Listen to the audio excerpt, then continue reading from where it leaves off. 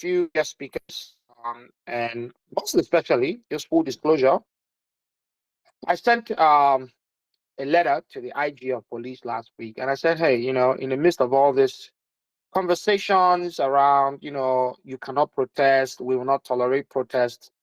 I need you to come and explain the rights of citizens to protest peacefully as part of their constitutional right, the role of the Nigerian police force when there's information of a known public protest, outcomes, events management, risk management, equally, how the police even collaborates with protesters who are legally allowed to express themselves, freedom of assembly, freedom of speech, and what they need to do with going an extra mile with seeing that this much advertised, and I use the word advertised, chaos, mayhem, anarchy that they promote, you wonder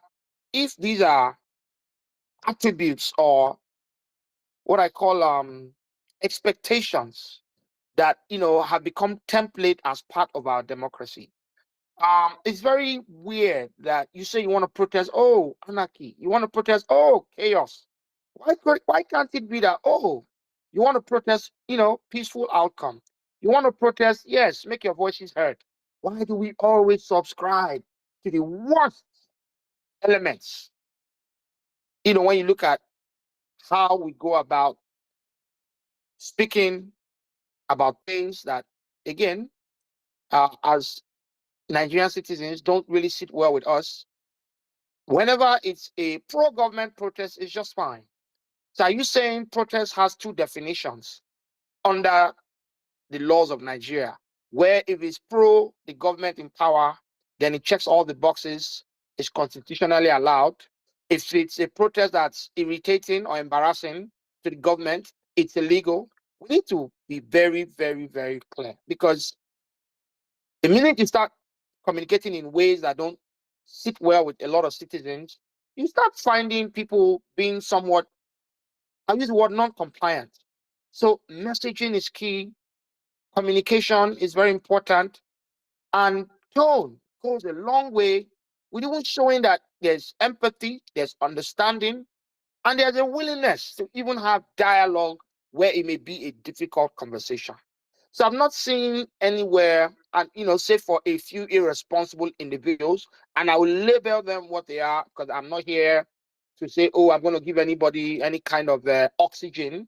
You want to be woke, you want to feel like you're the most courageous, Van Damme or Johnny Bravo. That's your wahala. People want to protest peacefully. They ought to be able to do so, and the police should be there, because the police are being paid. Whether they catch an armed robber, they catch a burglar, they settle a civil dispute, they transport a criminal to a judicial hearing at the courthouse, they are on payroll to make sure law and order is maintained. So if there's going to be protest, then police should be there to equally make sure that the protesters' rights are protected. Because now a lot of what I'm seeing is this attitude of hostility. Oh, not in my state. Like some lobbyists, let me call them what they are not doing on behalf of the state. You are only even challenging people to come out and confront you when you start using that kind of rhetoric. Not in my state. Go back to your state. You tell someone that built a house, raised his children, that's the only community he knows, probably speaks the language, but may have a different name from a different LGA, to go back to his LGA that he may have never lived his whole life. How did we even become irresponsible as a country in 2024? It's disgusting, it is shameful, it's irritating, and for me, it's just downright disrespectful. We can have our disagreements. The minute we start subscribing to primordial instincts, pulling the worst of human attributes to promote messaging or to water down some type of civic action, you've gone into a different territory. The doctor, the technician, the banker that has bad roads, poor gutter systems, schools without chairs, no electricity, no water running to the pipe, inflation, runaway FX rates.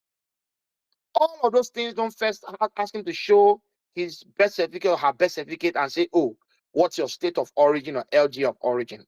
Those are all Nigerian problems. So we just need to become very responsible in our rhetoric. I don't care what language you speak. I don't care your hometown. But when it comes to Nigerian issues, let's be Nigerians first. Equally, on the other side, there are people that make very, very provocative statements and comments. People need to be responsible. If inside your house they taught you to hate one ethnic group or tribe, that's your problem. When you come into a public arena where people are chasing something that affects all of us, keep your, your worldview to yourself, because it's not needed in the conversation, because all it does, it poisons the water, and then it just becomes a back and forth, and it doesn't end anywhere. So again, I love having spaces where intellectual conversations are held.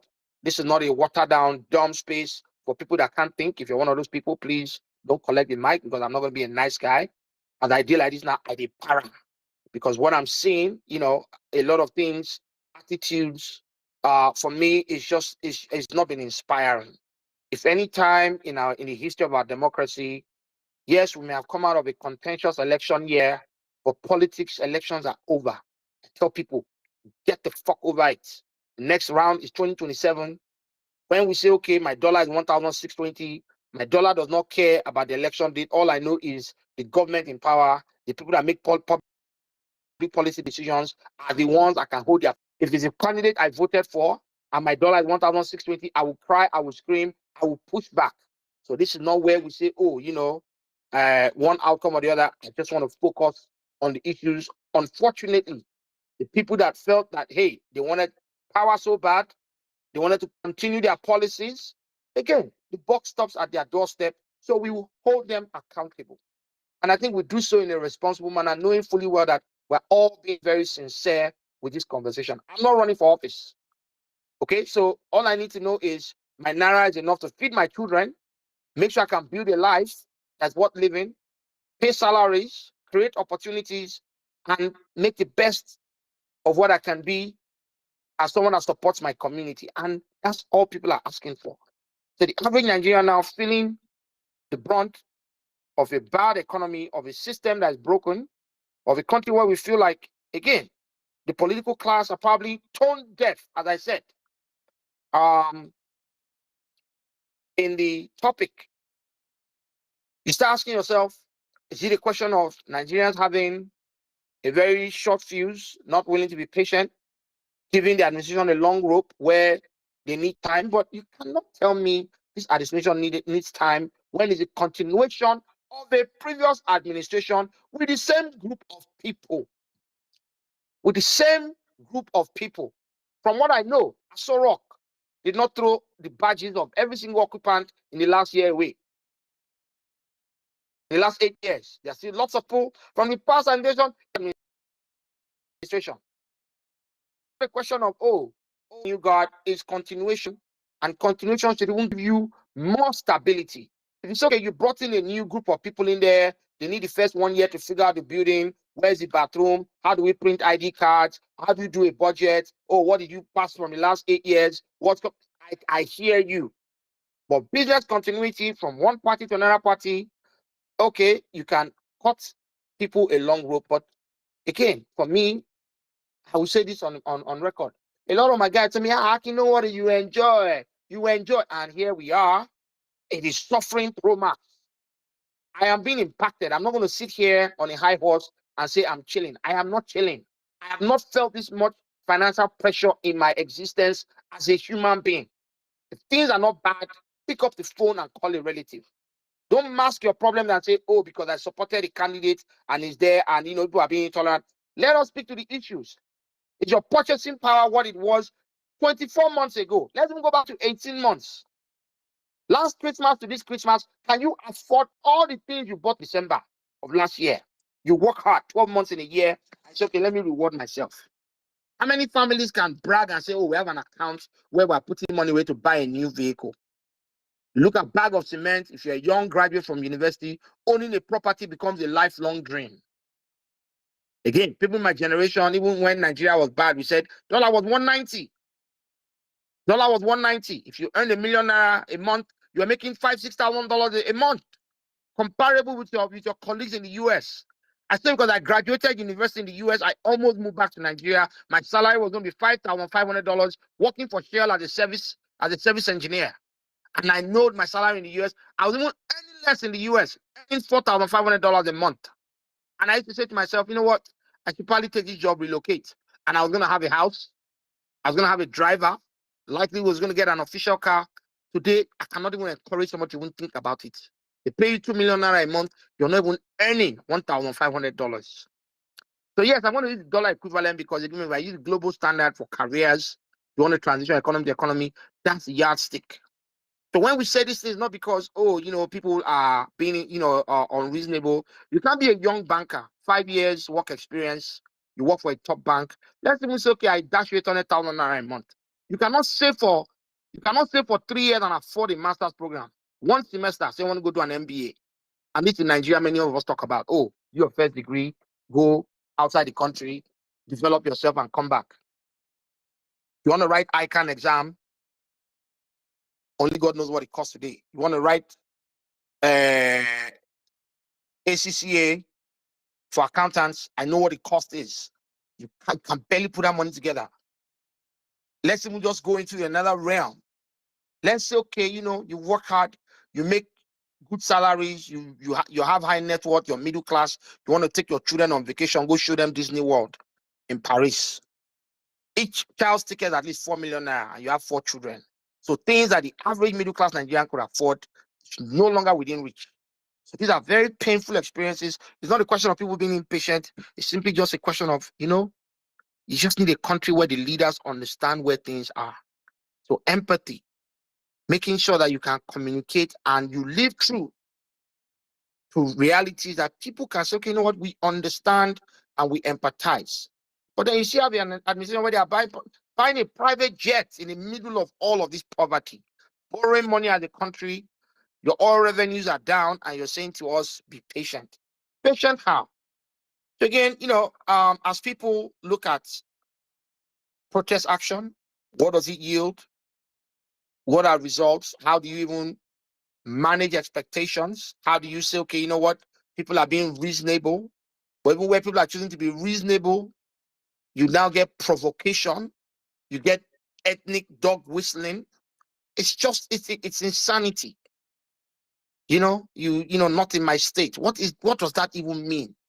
Like, so there are just a lot of things that, maybe again, I may be overreacting, giving sort of my frustrations, but Nigerians are feeling the pinch.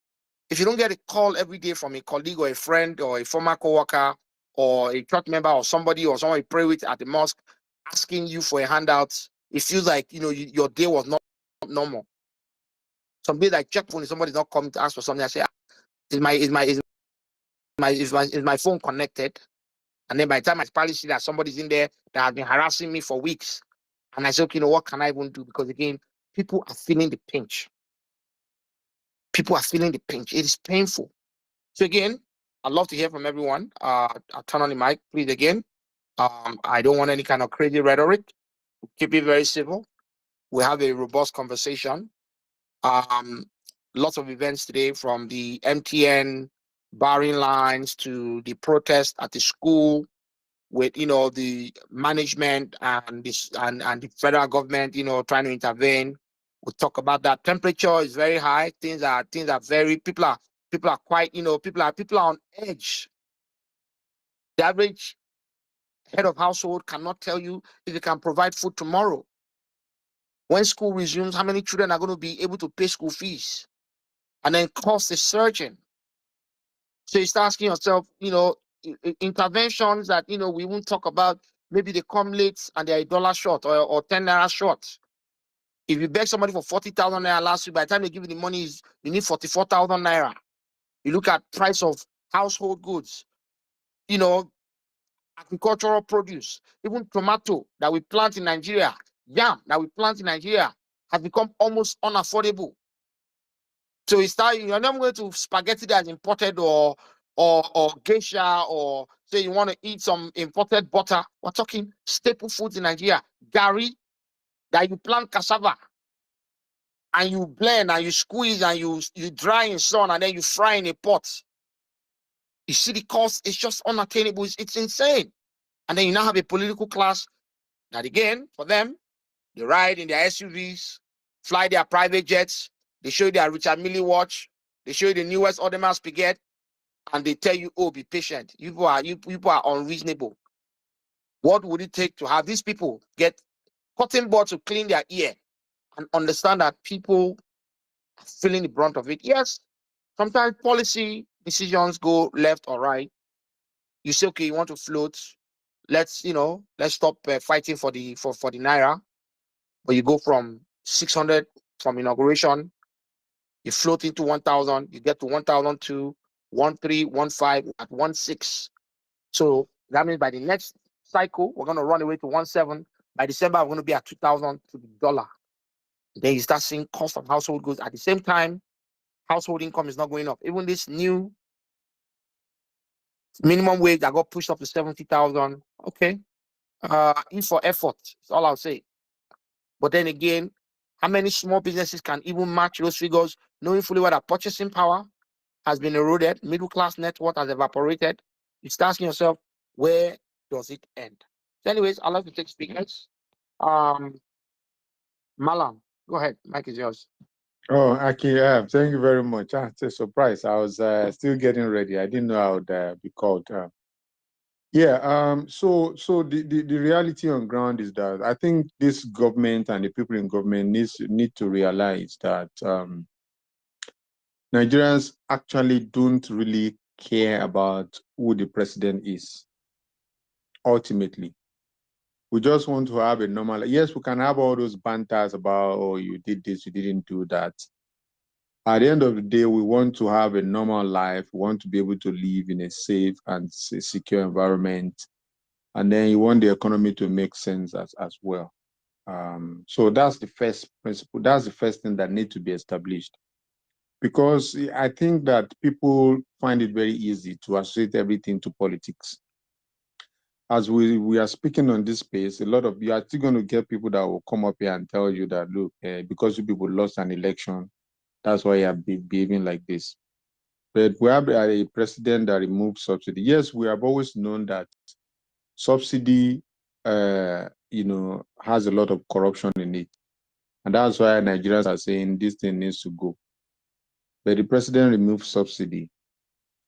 And the aftermath has been, it was not properly managed at all. I think that was the first mistake that this administration made. You remove subsidy, and then after removing the subsidy, we had the budget. You had the supplementary budget about 2.18, I think, billion US dollars. That had all kinds of items from, I think, 13.5 billion for renovation of houses, 5 billion for vehicles for Aso Villa, 1.5 billion for First Lady, 5 billion for yacht. All kinds of ridiculous amounts that when you sum, I had the calculation, I just summed everything together, and I arrived at something close to 200 billion naira. I think, this government could have made a different choice at that point. Let's even assume that, okay, there was no option. You needed to remove subsidy without having a, okay, let's give that to you, because every is a consensus. But the subsequent action by this government was what they don't care about Nigerians, because everyone knew that when you remove subsidy, prices will go up by the virtue of the fact that PMS is, the PMS is like the blood of this economy runs on, right? We know we have epileptic power supply. the artisans and people, we are past my neighbor generator, try to get by, everything was just taken out of the reach of the common man. So I think that was the first major mistake. So the subsidy removal, by the president without having a think tank, a team that will advise him on how to go about it and all of that was a mistake. And then the second mistake was the budget that was just about frivolous items that did not even, I was expecting immediately that the president would say, look, okay, this budget, we should use it to manage the impact. At least if I don't know anything, I know that I need to provide buses for people to be able to move around easily. And then I need to provide perhaps trucks for food items from the farm gate, because I know that will also be impacted across the state. I know people are going to talk about what governors are doing. Yeah, you need to, because you remove subsidy, you have to coordinate with the governors. You set up a project management office at the center. You need to, it's just unbelievable that a decision like that was taken, and every other thing that followed was propaganda and all kinds of issues that honestly is this government needs to come out and apologize to Nigerians for handling subsidy removal the way it was handled. That's number one. Number two is the FX floating.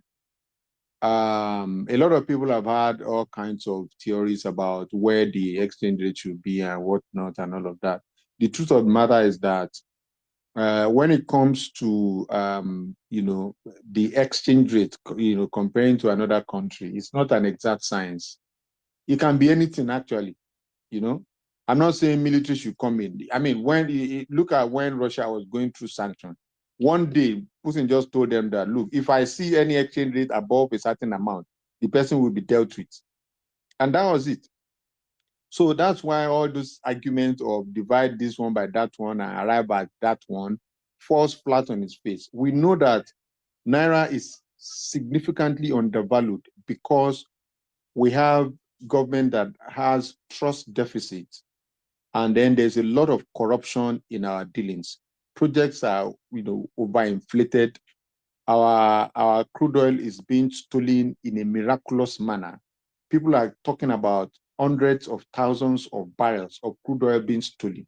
People who understand how this industry works, we know that is just a joke. That you sit down and people are telling us that on a daily basis, hundreds of thousands of barrels of crude oil is being stolen, and we sit down and we don't know who is stealing it, and we are working on it. That is another deception. I know this didn't start with Tinubu, but it's just to tell us that nothing significant has changed in terms of the modus operandi of this government. They came in, crude oil theft is being stolen, is still being stolen. They are working on it. It's when you speak to people who are in the industry, when you say just even 10,000 barrels of oil, a lot of people don't know how much volume is that on a daily basis. The kind of logistics that is involved to be able to manage that just 10,000 barrels of oil, not to talk of 20,000, not to talk of 50, 100,000, 200. No, that's a joke. So that's an area that I think that the government has failed, because what has really created and destroyed Naira is the fact that people can see the corruption to even trust to the kind of interest rate that will be offered to other countries that are doing normal business, that are trustworthy. We will not be able to get money at that rate. And these are all of the factors that come in that is affecting our Naira. What I would have expected this government to do is to say, look, whether people are going to vote for me the next time or not, I don't care. These are real problems that we need to tackle, and without political consideration, I'm going to go after them. For example, by the second month of Tinubu's administration, we should already have a solid report about who is stealing the oil, who is involved. People should be in jail by now. But what do we get? You just took the the dollar rate from where it was, and then aligned it with the black market rate because he wanted to close the arbitrage gap. And what that led to was that the black market reacted again and moved further. And that's why we ended where we ended today. Because a lot of people tend to forget. They think there's no big science or there's no big econometrics or big analysis behind what is happening to us. It is just corruption and maybe the ineptitude of some people in this government. They think they know. A lot of them have PhDs and whatnot, but that has brought in a lot of arrogance. They're not really looking at the feedback. They're not checking the patient that they are treating, whether it's reacting well or not. And that's why we're where we are today. So as far as I'm concerned, I want to say the government, has been tone deaf, because Nigerians, we need to be fair, on Nigerians. Nigerians have been patient enough. The kind of madness that is going on in the market, I can't believe it. I keep saying it. I wanted to buy yam, and the guy told me 8,500 for a tuber of yam. I had to ask him, does he think I'm a ritualist? So you see, things need, the things, we really need an urgent solution to what is on ground. So I'll just wrap up by saying that I don't think the government is sensitive enough. And I don't want to assume that they don't know. I think they know. They just probably depend on some of these opinion molders, some of these influencers, to help, muddle things up and confuse people and talk people out of these things, and then associate things with politics and just, drown out our voices and then allow the pain to continue. But there are so many things to say that this government has not done right, but I think I'll just peg it here. Thank you very much. All right, thanks. So quickly, reports of Malam Jabir being arrested by the DSS after appearing for an invitation. If anybody has any updates on that unfolding story, please share. Equally, there is feedback regarding sort of the deployments of security forces across the country. Um, I, I'm yet to understand the rationale. And I think, these politicians, they are very one track minded. They only think in one particular fashion. You would hope that given some of the what I call, pain and discomfort Nigerians are feeling, there's nothing more than inspiring people at this moment. And I say because, regardless of whatever politics you subscribe to, you agree to the fact that, hey, we're not in the best shape as a country. But you cannot be feeling this kind of pain. And then the last thing you want to see is objects or optics of oppression, where soldiers, taking over, strategic position. Police, obviously police has kind of soft pedaled. The military equally coming out and say, oh, there'll be no protest. And then coming out one day and saying, oh, yeah, we didn't really say there'll be no protest, but we don't want people to protest because Boko Haram wants to hijack. And all the madness you're hearing. There's not one Nigerian walking the street that will see a Boko Haram flag in the middle of their protest that will not take a rope and strangle that Boko Haram agent or demon or criminal, whatever you want to call them. So let's just do away with this nonsense. Equally, people are smart enough with knowing that, okay, it's just very lazy politics that when you feel you cannot handle public displeasure, you introduce curfew. So you see the police talking about curfew. Curfew, why? So these kinds of what I call old school, outdated, antiquated, backward reaction to public outcry is something we need to just do away with. We're not in the 60s and 70s, where maybe that perhaps was the only way, there was coffee at 5 o'clock, but there's no electricity, and when the light goes out, they could have come. No, like this is 2024. So I beg to ask, did it that they get bad advice, or they take a less, difficult route, or is it just probably just disregard for the citizens? So these are the kind of questions for me. I like to see improvement with governance. You take the MTN issue this morning. Again, people that decided to jump barricades, pull down fences, vandalize property. That's very wrong. I don't subscribe or encourage any of that. So again, I think if we see bad thing, we could talk them. But again, people are going through it. You will not wake up this morning like two of my friends. One was out and he was like, "Oh, boy, I just ate food here, and I don't know if it's my network, but I'm trying to get OTP on my phone to do a transfer. I cannot get text messages, and he's calling me on WhatsApp because he hotspotted one phone to another phone, and he's like, "Oh, please let me make a payment to this account." How many people stranded? Hospitals, people in Uber that have to pay for transportation. So you need a government that operates with empathy. So it's not until there's outcry, there's the optics of, oh, people can go haywire, and then after MTN to reverse the decision.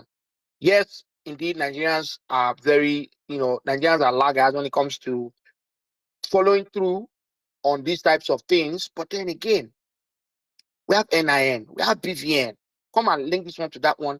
Make the life of your citizens easy. Is it when people go to passport offices and say they will tear down the fence that a Njenje Joe Bello would have said, let me streamline the passport process? No, he did it up front. It was proactive. Me, I gave him thumbs up.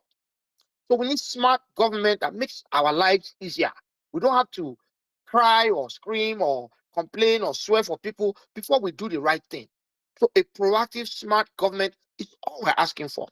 We're blessed enough. We may not have enough money to go around for every Nigerian, but we manage the little we have very well. At least if half of us are smiling, the other half can depend on the half that has. At least that's a first start. Anyways, let me pass the mic. Comrade, welcome.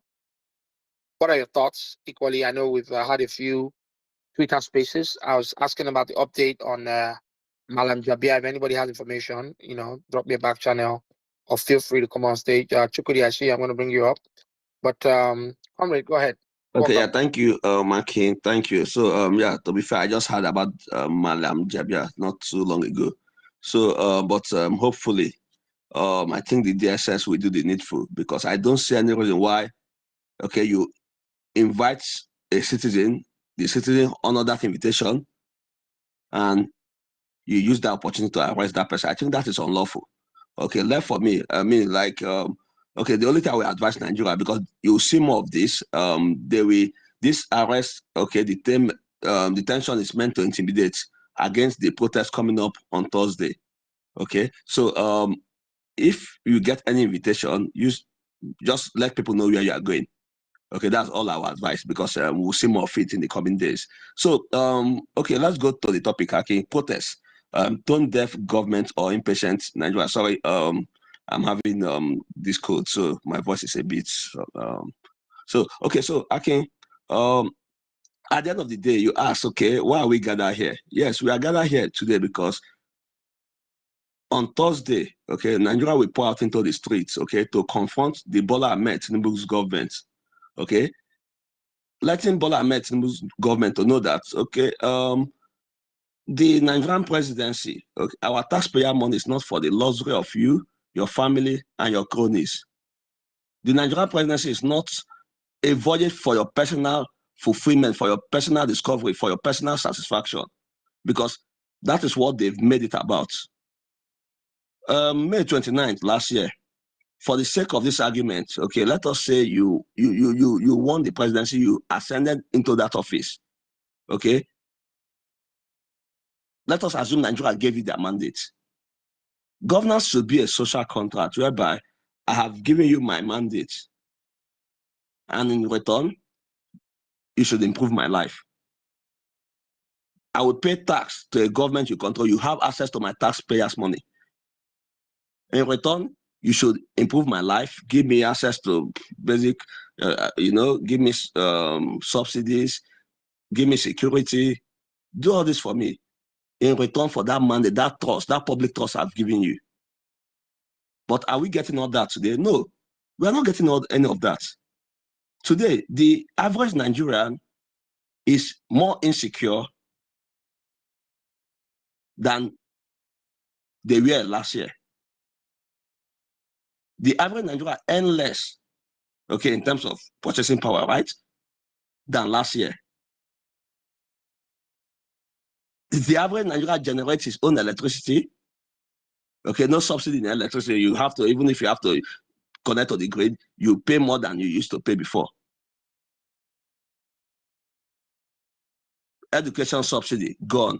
Fuel subsidy, gone. So you ask, what am I getting in return for this public trust I've given them? What are you getting in return? Okay, they are spending your taxpayer money. What are they giving you in return? But do you know what Bola Ahmed Tinubu and his family are getting in return? They are buying private yachts for themselves. They are buying private jets for themselves. Last year, they went to US, stayed in a hotel in New York. The bill was about $500,000. Why Nigerians language, Nigerians are suffering in Nigeria, right? They are staying in an expensive hotel room and popping expensive champagnes. Moving on from that, climate change. Okay, Bola Ahmed Tinubu made us believe during the campaign, okay, that it is climate change is not material. You cannot force a church rat to not to eat a poison Holy Communion. The point is, climate change is insignificant. But at the end of the day, the entire entourage, even side chicks, everybody was going to climate change on taxpayers' money. Then, despite all this, I come back to the question I asked: what are Nigerians getting in return? Nothing. 21 billion naira alternative residents. Okay, we argued against it, but however, they went on with it.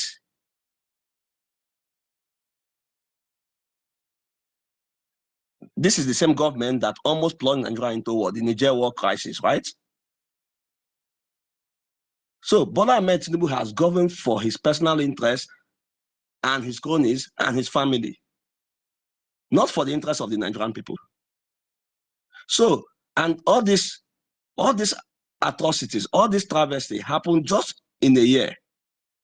So, and the Nigerian people tolerated up till now. So, okay, back to the question, are Nigerian people impatient? No, the answer is not. In fact, I think the Nigerian people are too patient. Too patient, because this protest should have happened last year. So, okay, I will not overstress this topic, okay? At the end of the day, we are going to hit the streets on Thursday in our masses, in our numbers, right? And we are going to demand our own part of the deal.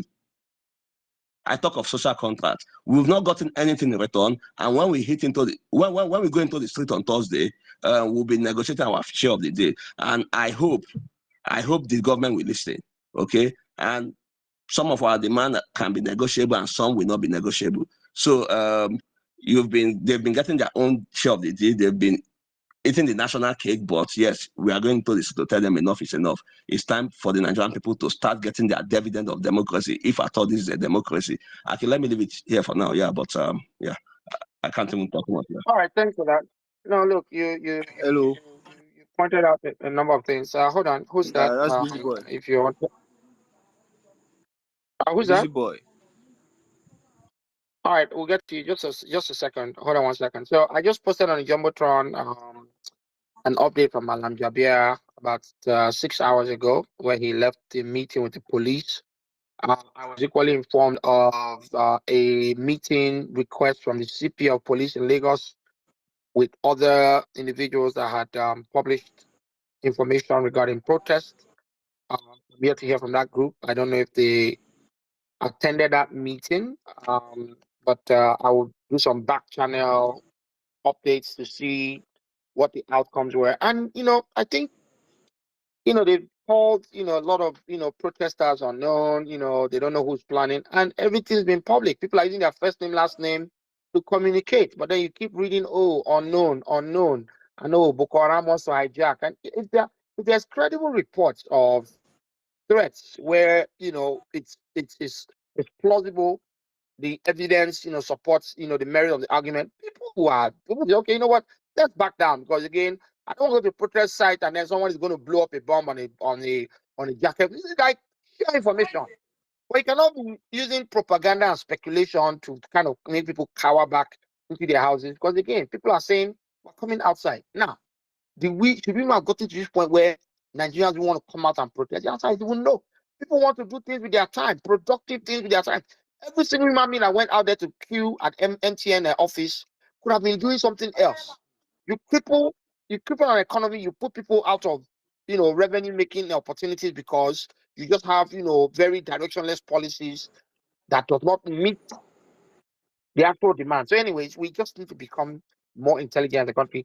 Um, labels. Go ahead. Mike is yours. And then Busy Boy, I'll come to you.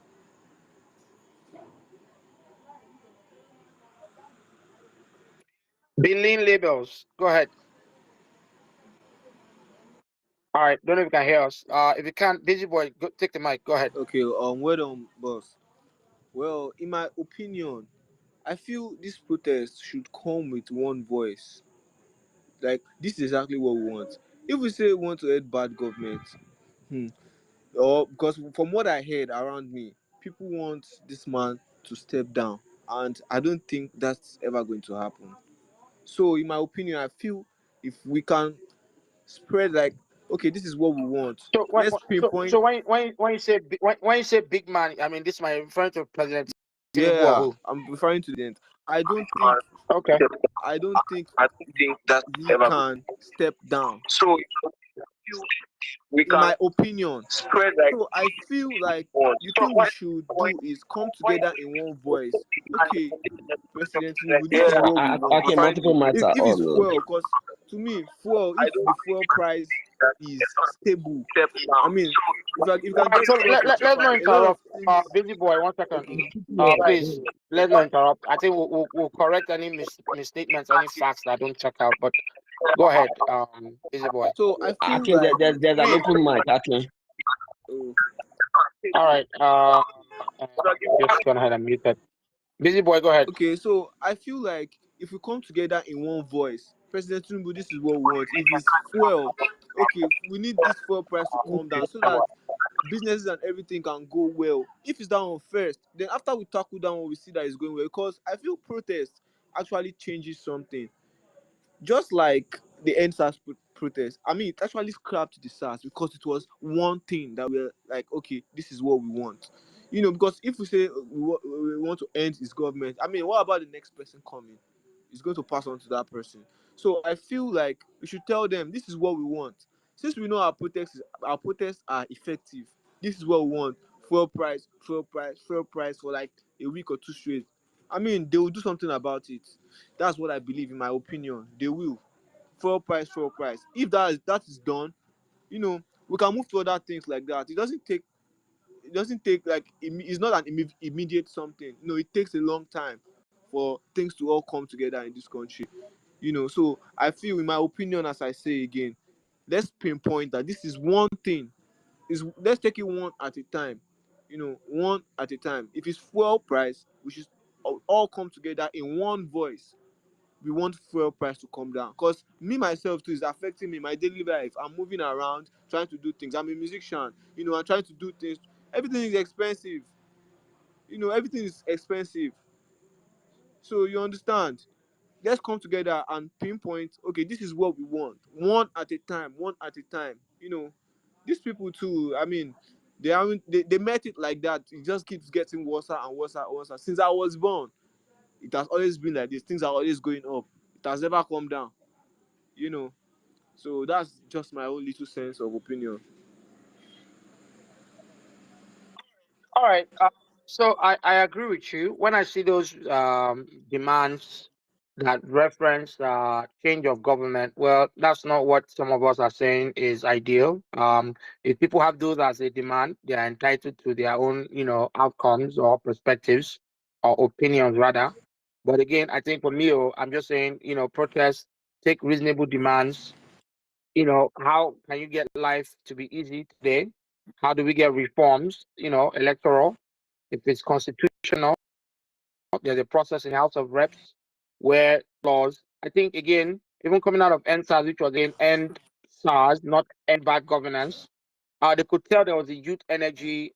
Some of us ran into a room and came up with Electoral Act reform, 10-point agenda, early registration, extension of registration. So there were things that were fruitful, even where it was not even part of the NSAS demand. So I think, again, policy formulation, hoping that you can get good results is always something you strive for, regardless of whatever party is in office. And I think communicating in this manner equally lets people who may not even have voted one way or the other still join the fight and say, you know what, this is something that makes sense. So Exactly. I just like to urge people, when you make demands, you make requests, you want to build a very big tent, because at the end of the day, everyone's lives is impacted.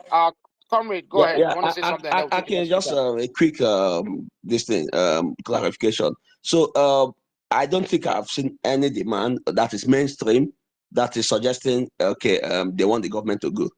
Okay, so I don't think I've seen anyone, and there's none like that. So let us get that clarification. Rather, what you will see is Nigerians saying that once Nigerians going to the street and anybody is killed, right? Which is the modus operandi of this APC government from the past administration, like they did in NSAS. Okay, then like Kenya did. Okay, they started with a simple end finance bill, then people got killed. Then their demand changed dynamically in the field to Ruto must go. Okay, fire all your cabinets. So, okay, that is the caveat. Why will you want to kill citizens protesting? If you kill citizens protesting, then you are not worthy of occupying the seat of the presidency, right? It becomes a Tinubu must go protest. And it is within the ambit, the boundaries of the rule of engagement of protest. You can protest for anything. But right now, please get that. It's not a Tinubu must go protest. We have some set of demands. And okay, you want to say something? But let me just wrap here. No. I agree with you. I think you're spot Yes. on. But again, let's roll the mic. Yeah, And I let think me I just added you as a co-host. So again, 1 minute, go ahead. please, 1 minute. So the whole point of let us have one demand. Okay, busy boy, you say fuel is affecting you. What if fuel is not affecting me? Me, I want judicial reform, which you probably don't care about. Okay, so everybody have the issue that drives them. So that's why we want a set of demand that brings a lot of people together, not just one demand. Okay, because if you are talking of, well, me, my own judicial reform, and you will not be happy with it. So the point of let us have one demand that everybody will agree to, you get, it's not practicable. Thank you. All right. All right, thanks.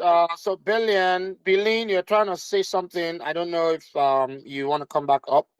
I was trying to get an update on Malam Jabir's situation. Equally, if you can hashtag tweet. Again, I think that for me is just oppression. There's no reason for him to be in custody if he honored an invitation.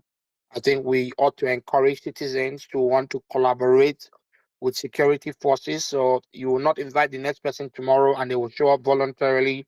So again, when I talk about a tone deaf government, that is one of the attributes of being tone deaf. Anyways, Chic, Chukudi, welcome. Mike is yours. Oh, before you go, Chukudi, sorry, let's take Busy I Boy can't hear and then we'll anything. come back to you. Apologies. Busy Boy, are you there? Oh, okay. So Chukudi, go ahead and then I'll come back to the lady on stage. Okay, Go hi ahead. everybody. Hi, Akin. Can you hear me? Okay, so Yes, go ahead. see, sometimes I feel like we've been so maltreated in Nigeria that we no longer even know how to survive. We now accept anything. You know, I've been following the news and it's so ridiculous what is happening. The president has sent out all his back dogs to continue to hold nonsense. And the painful part is that young people are buying into these things. I heard a young man who said, oh, let us focus on one problem. Please, if you can eat and you cannot poo, would you be all right? If you can breathe and your blood cannot flow, will you be all right? If you can walk and your brain cannot function, will you be all right? My point there is the fact that a system needs to be whole in itself to achieve set results. We cannot have, in the first place, why do you have petroleum products at the price they are? It is the insecurity at certain levels, the corrupt system. So it's a multi-pronged problem. And all this always saying, oh, let us fix one first, we'll come back and fix the other one. It doesn't work. Imagine people said, okay, they want to protest. Today, we have seen the Eagle Square that Nyesom Wike said people have to pay for was used today by people who wanted to protest against the protest. Can he show us the bill of payment where these people made a payment for that Eagle Square? Yes. Sorry, Abdullah, please can you mute your mic? Okay. In Lagos today, people are protesting. The DSS, the police, the military has not issued a statement to these people. These people protested today. They did not even give notice. But the Nigerians who are saying genuinely they want to do something are the ones who are now being detained, are now being the ones who are ridiculed, and being the one who are being attacked in various forms and ways. Like my brother here said earlier on, the protest at the moment is to end bad governance. But who says that if bad governance means that the current leadership says that bad governance is their belt and they will die with that belt, then we can as well move on to say, you know what, get out of office because we employed you in the first place. Everybody sitting down here, Nigerians, it's so annoying to hear Nigerians when we are always making excuses for leaders. But the same Nigerian man, watch him go to a restaurant and order food and let them not give him complete meat. And watch the way he's going to be so ruthless to the fellow Nigerian out there.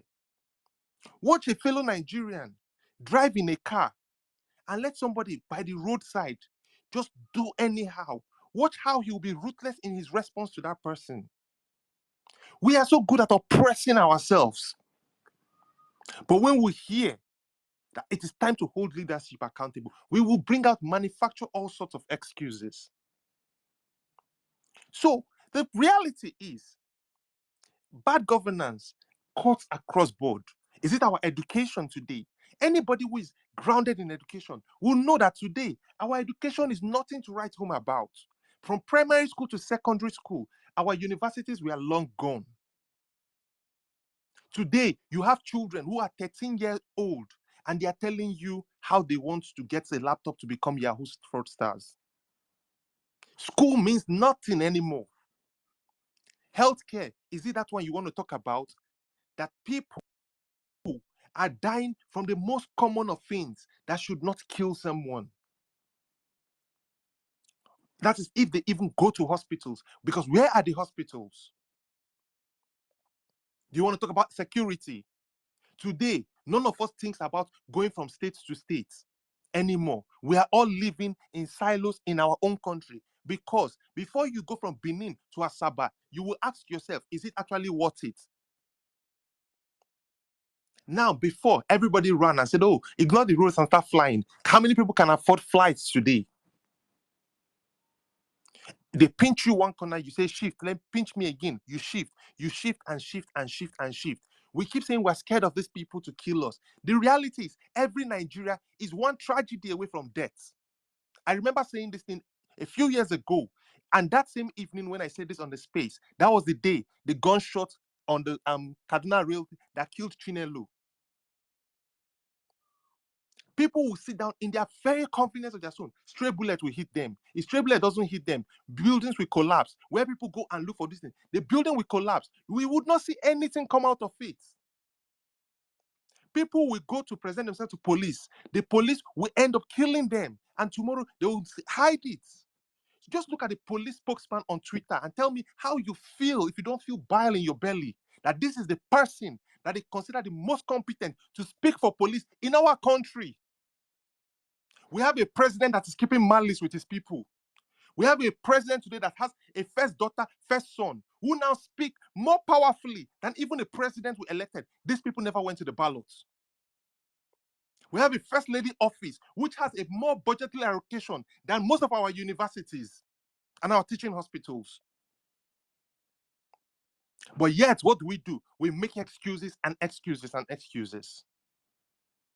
My brothers and sisters, it is time to take back our country. It is time to go out there. It is time to march up to them.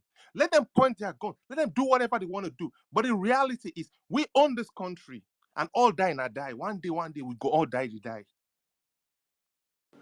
So that the president, if we say we want, see, look, just imagine Nyesom Wike telling us that we cannot protest. Who is Nyesom Wike?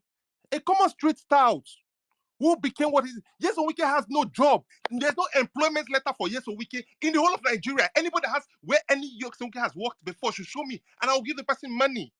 But he's a billionaire today. He's wearing Gucci, Fendi, and Prada. What did he do? Local government chairman, former minister, governor, today another minister.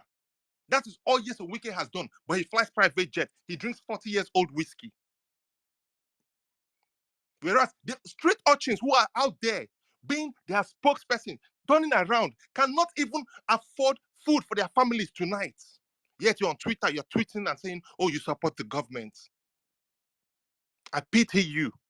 Because the reality about Nigeria is the fact that Nigeria happens to everybody.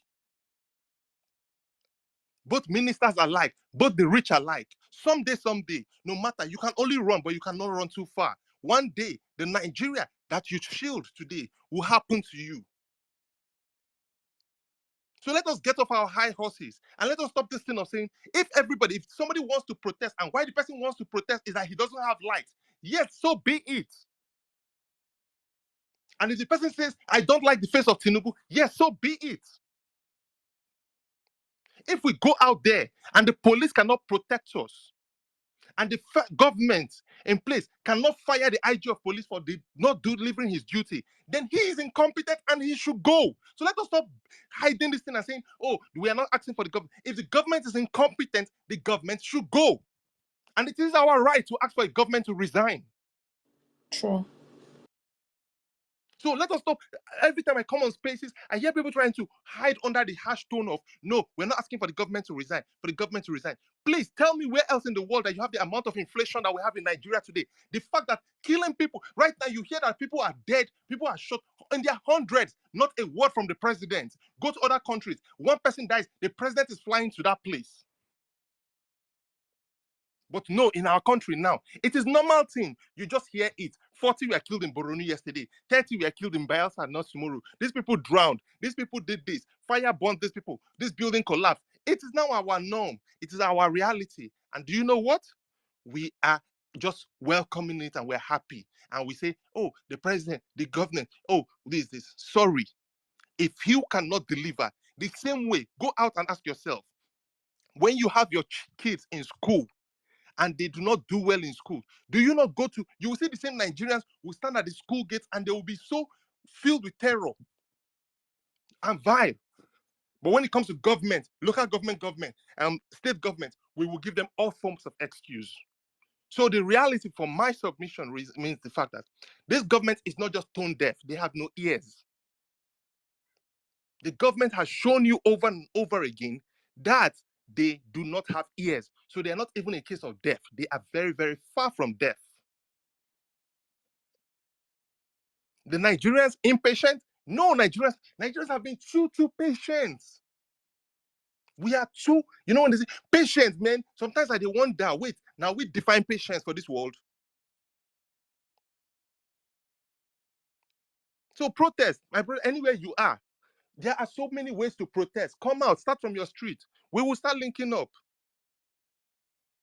But please and please, let us stop making it look like, oh, it is too much to ask for the president to resign. If the president is not doing the job he is elected to do as the president, if the House of Assemblies cannot deliver what they say they would do, get all of them out, whether it be any which way they want to get out. Because the fact is, these guys do not ask how bad the pain we feel. So why do we bother about how it is, which way it's going to be nice to get them out of office. Imagine Akpabio. Please let me leave it here because, man, I will talk forever. All right, so I hear your frustration, but just speaking from a realist point of view, when you add the president must resign tag to a protest demand, there are people that will look at you and say you're taking the back door or insurrectionist route. It's a demand, it's freedom of speech. Of course, it has to be respected. I've not heard one protester saying they will jump Aso Villa fence to go and throw him out of office or do any of that. Anybody doing that is being irresponsible. So I think from the point of view, from a protest point of view, making that a demand, yes, it's your right to say it, but then action is not what you're advocating. So for anyone that's in the audience listening, I'm just again communicating sort of your frustration, knowing that you are making reference to the fact that citizens can ask their presidents to resign. Let's take a lady, Nuala Pearl. Go ahead, Mike is yours. Okay, thank you, everybody. Thank you, Akin. Thank you to everybody that has spoken. I've been listening.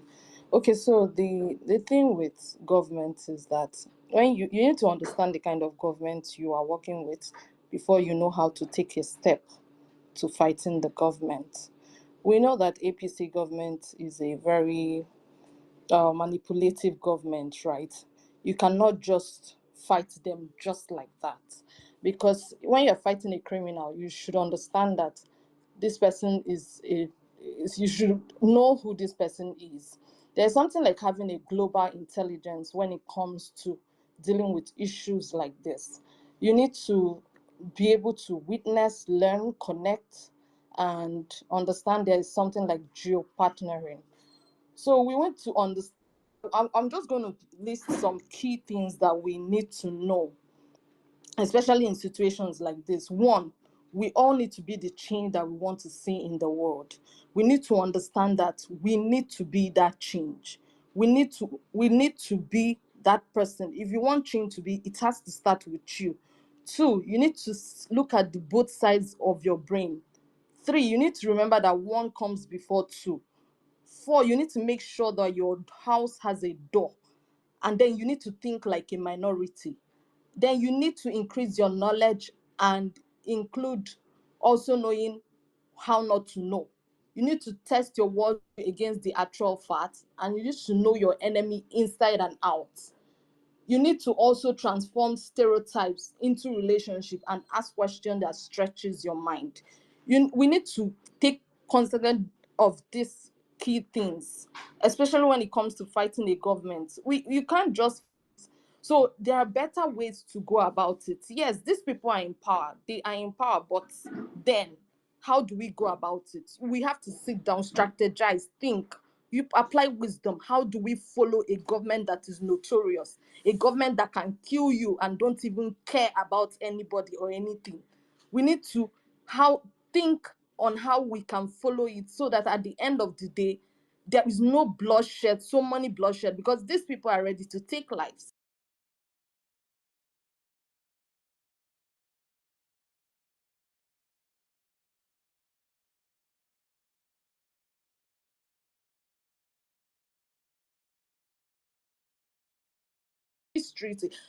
Treaty with the government. We need to know how to penetrate into the government and have a discussion and have a negotiation with them. Okay, this is one, because they're not shared, and we will lose the campaigning. We that are activists.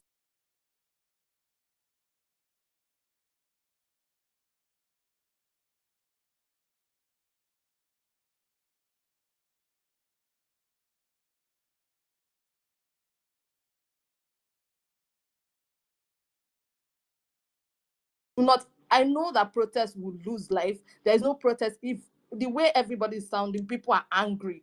But then if we go in anger, we will make some steps that we are not supposed to, and there'll be bloodshed in Nigeria, and that is what we do not want. We do not want people to die for nothing. But we that are people that are going about this whole activist movement should strategically lead Nigerians, be the change, move strategically. We will move to the government and know how to penetrate the government, and not just telling Nigerians come to the streets and come and fight the government. You can't fight a government like that. You don't fight the government just like that, because the government is the people in power. They have that power at the moment. They are the sitting people. They have the power. So you cannot fight them like that. You have to be strategic about going about it. So I'm encouraging everybody to, how do we sit down, restructure, think of going to meet the president or whoever in charge. Who does the president listen to? Who does he listen to? We need to do research. Most times we do not make research in this country.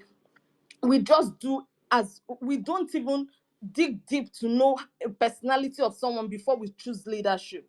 And that is a problem in Nigeria. We are just sentiments, or we just, at that time, what we can gain at that time. We need to stand up for integrity. We need to stand up for accountability. Each and every one of us needs to have these things, accountability in us, integrity in us, before you can change the other Nigeria, or tell the other Nigeria, because everybody is looking at you. Everybody is looking at you. So you need to be the change that we want in this world. We need to understand that the way the minority thinks, we also need to think like that.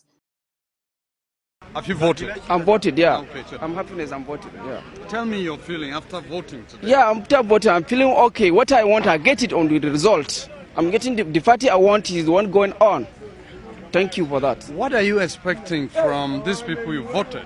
I'm voted, they can do what you want, and then when they want what they want, inshallah, we'll happiness more, isn't it? So then please, I want to beg them. We suffer almost 10 hours we are standing because of what we want. We need change. And then the person we need, he's the one on the party we want, isn't it? So please, we want change. Change? What kind of change? The change of situation which we are now. What is the situation you are in? Situation of suffering, isn't it? Yeah, we are suffering. How many years? As you see, 12 years forward. I mean, almost 40-something years. I don't know what his government did for me. It's come out of this like this radio. I don't know. I don't know. Actually, yeah. I have to complain. I'm in Nigeria, really. Almost 40-something years. I don't know what his government. So I need change. And the person I know is going to change this in by force, whether the leader they want or not. Any person which is bad, he must escape in this country, or he be hidden like how they are hiding a poor people inside prison, which you don't have a court attendant. Inshallah, we need Buhari to change this country. Okay. I'm here. Can everyone hear me? If I lost audio there, I was just saying I'm trying to get Malam Jabia back. Showre might be dropping into the space. Got a few questions from him. I think he was sort of helpful in getting him out of detention. So FON, thanks again. I appreciate some of the wise words. Again, there was a reaction from the audience. People felt like your sympathy, your empathy towards the police and the military was somewhat, I don't know, questionable. I agree with you. They are human beings just like us. You know, they raise kids. They want to see them graduate university. They want to retire from force. They want to build homes. They want to enjoy that pension. So yes, it's equally okay that everybody looks forward to a good outcome. I think, you know, we may have our grievances against these security forces. For me, I see them as allies, you know, although I have my irritations. But I think at the end of the day, what can we do with seeing that we have an improved police force security outfit? Because again, if our police force is top notch, then, you know, we all feel safer. We all feel, you know, more rest assured that our assets are safe. Things like protests, you know, a policeman makes good wages equivalent to a university lecturer, can afford a new car every 3-4 years. That's a good thing, because it's not on the road stopping anybody asking for a bribe. That's a Nigeria that a lot of us are hoping for. So again, we stick to the topic: tone deaf government or impatient Nigerians. The energy, the feedback here has been very, very pleasant. So let's keep it going this way. Again, I'm very selective with, you know, people that come up. If I look at your profile, no track record, 20 followers, no post, apologies.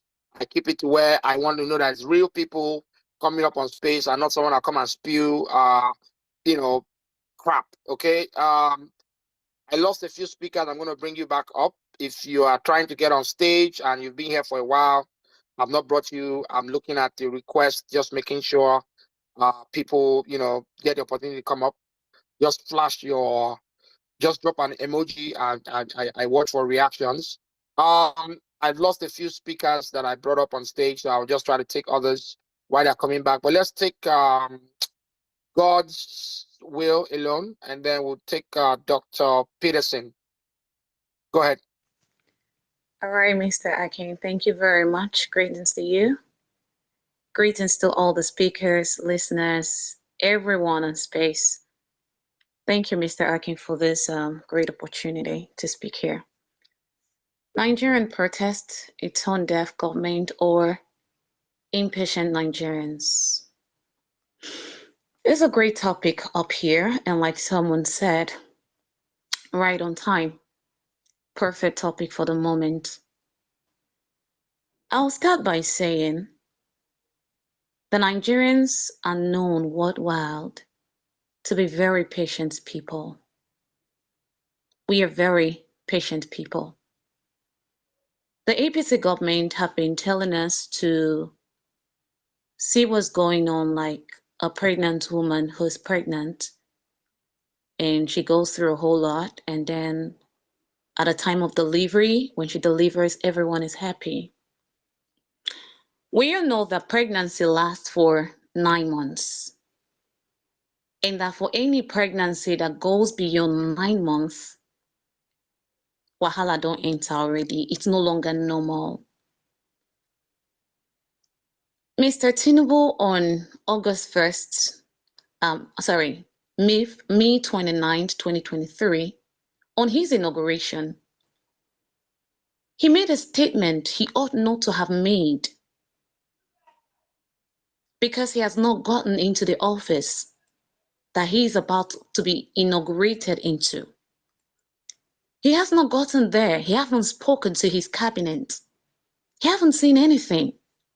Just picked up the mic and said, subsidy gone.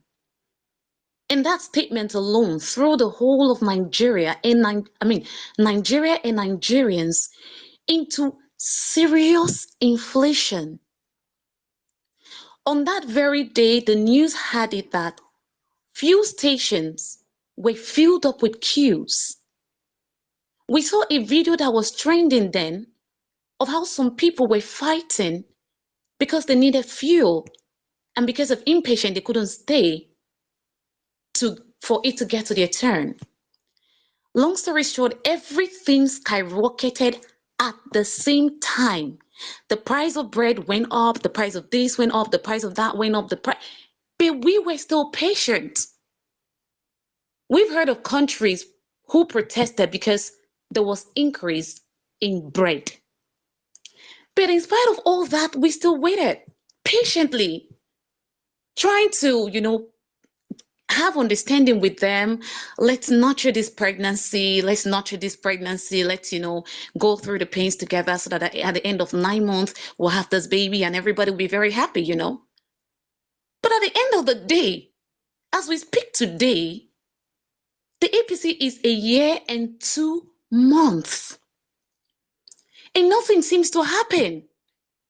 But even at the time, we're still very patient, looking at everything. And all of a sudden, we saw them buying SUVs of 160 million naira for each lawmakers. We saw Tinubu go to Dubai with precisely 1,411 people. To do what? In a country where you told your citizens to take baby steps of pains to tighten their belts, and you as a president, you are sagging, your trouser is even falling below your waistline. You're spending on things you ought not to spend on, and citizens are dying of hunger and starvation. Nigerians were committing suicide, and even as we speak, they're still committing suicide.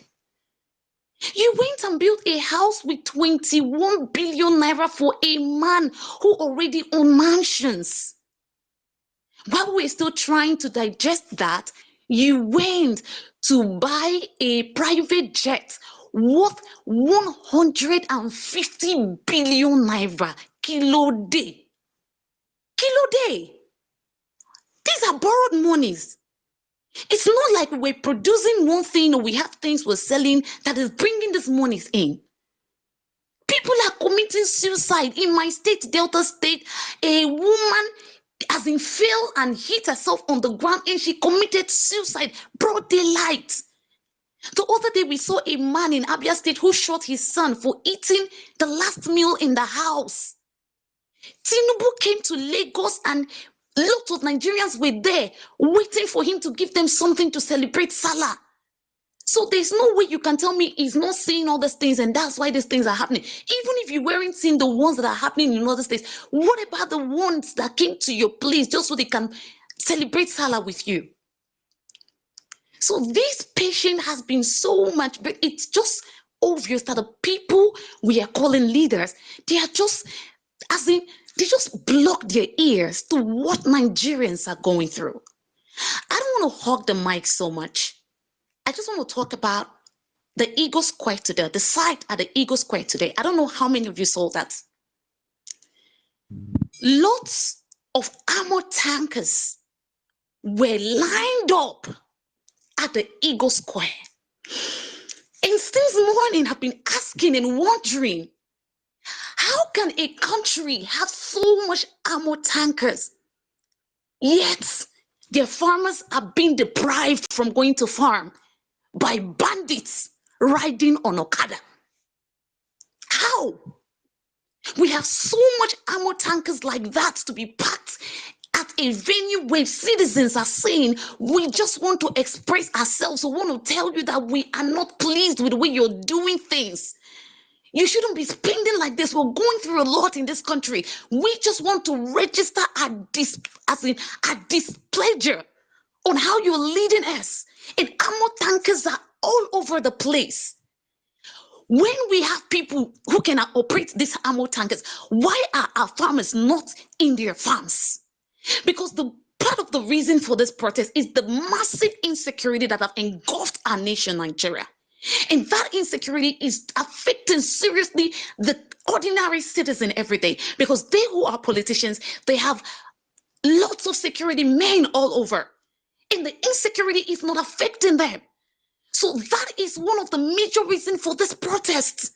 And that's one of the major reasons why everything, the inflation is so high, because the farmers can no longer go to farm. So the few ones who were able to go, they need to, in fact, we've seen videos, we've had news of people in the north paying terrorists or bandits to go to their farms. So after paying those bandits, you expect them to come and sell sheep? It's not possible. So how come we have so much armored tankers in Nigeria and our farmers are being killed every day in their farms? The other day, 80 people were killed in, is it Kankara or one of the northern village? How? Men that are riding Okada and we have armored tankers with people who can operate them. Why are our farmers not in their farms? So these are $1 million question that the APC needs to answer. Because if our farmers are out there, and even when you say subsidy is gone, well, no, we're just dealing with some things. But right now, even in Nigeria, when you have money and you want to buy some things, you don't even get them to buy. That's the state we are in right now. How much is the minimum wage? Fellow Nigerians, we are dealing with people that are tone deaf. And it's not supposed to be. I am seeing the APC right now, especially Tinubu. I think it's just in Asarok, thinking he's going there for an Owambe. And that's why he's spending so much on people who already have, leaving the have-nots to die and wallow in penury. And for the first time, the North and the South are coming together and speaking in one voice. A leader who's got the interest of the people at heart, who knows what to do. He will look at the demands that have been placed before them. But no, they are shopping for people that will talk Nigerians out of this protest. And that's not going to work. Because no hungry man is going to listen to an imam. As I did the hungry, so I'm not going to listen to pastor or bishop, because that's not going to give me food. Even if you give me rice today, how long am I going to eat that rice? How long will the rice carry me? You give me rice. What about a tomato to cook it? Today we are adjusting. I have never eaten cucumber stew in my life. But right now, that's what we're eating in Nigeria because we can no longer afford tomato. And you're telling us not to protest. It's too much. We are called the giant of Africa, not just because of the size alone. We are so blessed. My state alone, Delta State, we have so much mineral resources. We have the liquid, we have the solid. In Nigeria, we have human capitals. What are you doing with all this? You are leaving these things because you don't even know how to use them and you don't want to learn. You are going to borrow and you are eating it. Which kind of accountant they borrow money, they chop them? You not go invest. How you want to pay? As I speak as a single girl, my unborn children and myself are owing money because we're Nigerians. I see how when I take spend them, and you're still spending. And for the first time, we're saying, enough. Cut this thing down and do the needful. Let's know we have a country. Let's be happy to be citizens of this country. Nigerians are dying in the Mediterranean Sea, going to other countries. What thing they get, we will not get. As a matter of fact, the Western world depend largely on the resources from Africa. And we have so much of those resources in Nigeria. So what thing they solve? If you know Sabi, you go learn. That's how we lead the dogs. Guys, I know a lot of persons want to speak. Nigerians are so patient. And our patient has gone beyond. And we have to speak. And that's what we're speaking now. We can have so much and see our people die. See our children being kidnapped. See people being killed. See people sick, going to the hospital, no hospital beds. Whereas our politicians are going outside to get real treatments. And the ones who lock or whatever has run out of, they die there. How many foreign politicians don't die for Nigeria? Nigeria, they forbid better hospitals or better roads. I yield the mic. Thank you. Wow, that was very passionate. I love the energy. You spoke it like it is. I don't think there's anyone in the audience that disagrees with anything you said. It's just questions upon questions upon questions we ask as Nigerians. But I mean, we want to see results. Medical tourism, like you talked about. What would it take to build some of the nicest hospitals?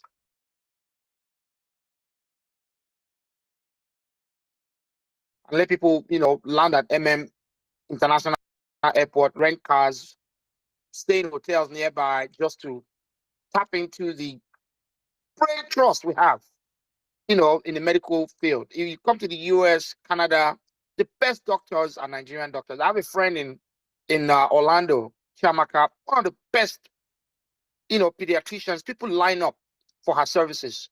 And she tells me, hey, I want to come to Nigeria. She had an outreach in December. And she's like, what would it take for me to set up here? And I'm like, man, just imagine having you in Nigeria practicing. So the brain drain, talk about how you reverse talent back into Nigeria, never like any time before. A lot of diasporans don't even want to near Nigeria. I mean, and some days, man, I find it very depressing. But, a fellow diaspora hearing you speak on a space feels inspired. And if that's what it would take, one-to-one, talking to each other, not waiting for the best government policies or the best, economic atmosphere to bring people back. I think, again, wherever we can find those kind of net gains, I'm all for it. But again, one thing is certain, Nigeria is in trouble. We don't need to mask the problem because it's just so obvious. If you think you have a couple 100 million in the bank, as I told you, your net worth is 70% less than what it was 2 years ago. So don't go to sleep thinking, oh, I have a nice plushy savings account because, God forbid, if you have to do a heart transplant surgery, that cannot pay for what you need in many economies. So don't think like you're ahead of everyone else. All right. Let's kind of dilute it a bit. I see one of my number one harassers here on the space, General Noni. I'll pass the mic to you. I don't do echo chambers, of course. I love others speaking. But before I get to you, Dr. Peterson, let me take General Noni, then Dr. Peterson. I'll pass you the mic. But again, I followed you for the lady that just spoke. I need more ladies on stage, so please make a request. I'll bring you up. The Otumba, go ahead. Mike is yours. Yeah, thank you. I can. Yeah, first, I don't hate you. Don't think I hate you. We follow each other. You understand? And we all want a better nation. So we have to set our record straight first. So we don't think, oh, because I support Tinubu does not mean I hate Nigeria. And I believe in the man. Yes, we might not be there yet, but I want to limit the conversation to the protest and your topic, tone deaf government, because we make it look as if the government is all about the presidency. We have governors, we have state chairmen, we have reps, and whoever representing us in our state. I'll make it look as if it's one man, and make it look as if Nigeria started 2022. I know how Obasanjo time was. The House strike, as we were on strike for good 8 months. So the pains didn't start last year. We know where we're coming from and where we're going. But that's right. I'm still going to come back to the part of the tone deaf government. And I'm going to be brief. Now, let me go to the protest. Now, we're talking about the protest. For me, there's nothing wrong. It's your right to protest. But trust me, with this kind of citizens we have, with this, what I'm seeing on social media, even if I'm the president of Nigeria, I'm not going to allow that protest. Why? Because look at today. Just look at what happened at MTN office. Look at people pulling out MTN's wall as if it's something, just because some lines were blocked. Not even, at least we had Glow subscribers and Airtel subscribers. Only MTN had issues and tried to resolve it. And people went there. They can't even do it in a orderly manner, trying to pull down the thing. Look at the schools destroying cars and everything. So when you look at this kind of thing, a serious government must come into action. Someone was talking about the Eagle Square being fully packed or whatever it is. I read the letter I was sent to Wiki. It doesn't have touch with reality. You said you placed to the presidency to Aston Villa. What are you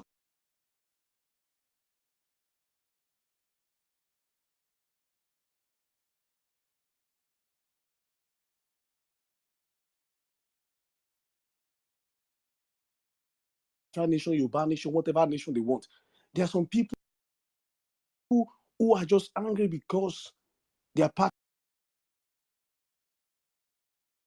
is not in power. There are some people that are angry because they've been sidelined to connect.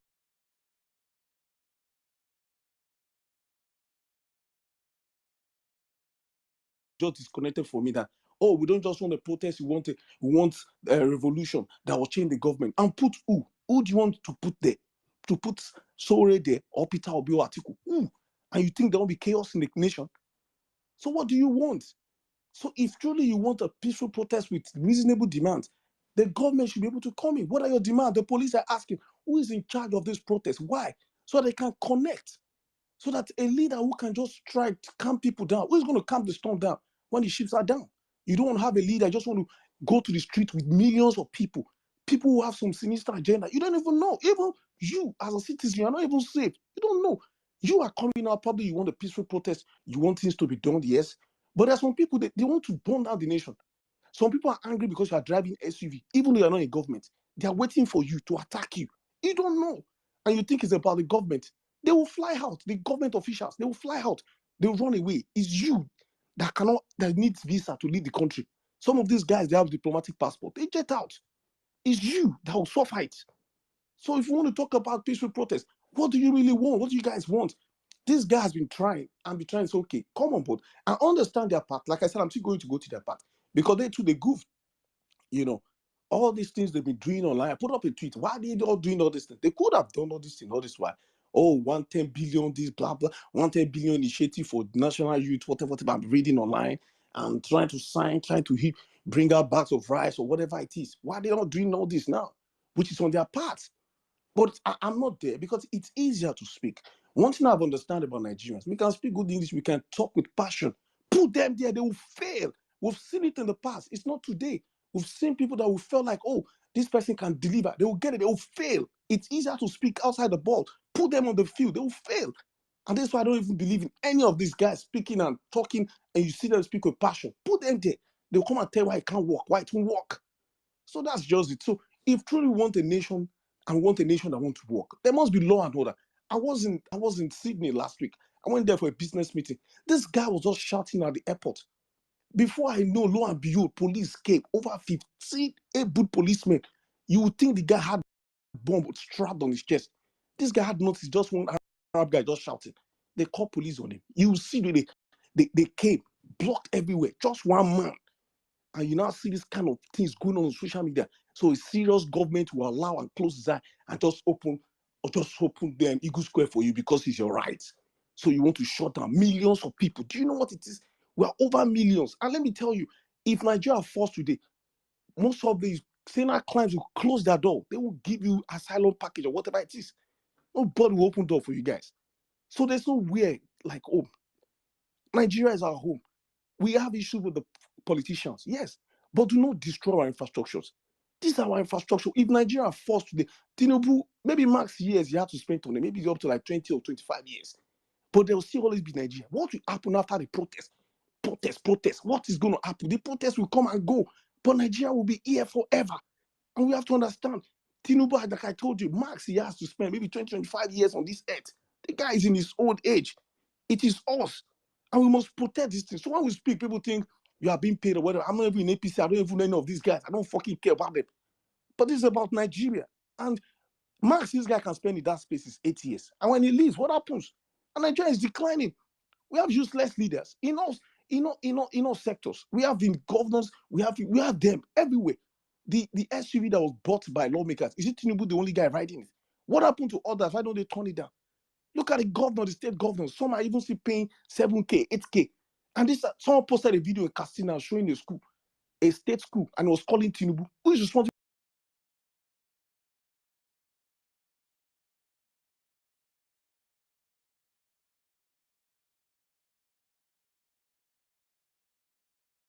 for your state school? Citizens who don't even know who to call when things are down because of the hate you have for a politician. And they, guys, if you can just subsidize food for people, let them afford it. I know there is hunger in the land. We can't deny that fact. But we all know why there is hunger in the land. Let us have conversations. Let us make demands that we know that has touch with reality. Not saying suspend the constitution, remove Senate. These things. It's not going to go anywhere. It doesn't have touch with reality. So don't think because we support Tinubu, we hate you. No, I might not support your candidate because I don't believe in him. I just believe he's just a social media guy trying to make people like him. I don't see him as that leader. Because if you tell me you want to change Nigeria, you won't start from your home. If you can't fix your party, you can't fix a nation of 200 million people. It's not possible. It's not magic. So this is it. So guys don't think we hate you guys or whatever. I support him and ask you, does he have his flaws? Yes. Is he doing well? I will give him 4/10 because I know the problem didn't start in 2022. I'll wrap up, Akin. I just need to set the record straight so that we know what we want as a nation. You can hate the politicians, but do not hate your nation. If you destroy those infrastructures, it is you that will suffer, not them. It is you that use the trains and the buses. They don't use it. And if the ships are down, it is you. You don't have visa. They use diplomatic passport. They will fly out. You need visa. They know this. Some embassies now know they give Nigerians visa now. The rates of visas that's been declined by people because a lot of people have helped them to get visas. It wasn't like this last year. This year, go and see how they deny visa anyhow. So if you people just want to think you want to mess down the nation, it's fine, don't worry. But we've said our own, and posterity will judge us. Thank you, Akin. I yield. All right, thank you. So I got mad reactions. I don't do echo chambers. Everybody knows me. I don't do echo chambers. Even if somebody would disagree with my position, I allow. But let me let somebody respond. So I have a lady. Okay, God's will alone. Go ahead. Take. All right, Mr. Akin, thank you very much. Otumba, I went off the stage and I had to come back up because of you. If there's one thing we will not allow anybody do, is to gaslight us. We will not let that happen. We are all Nigerians and nobody is more Nigerian than every other Nigerian. We are the same.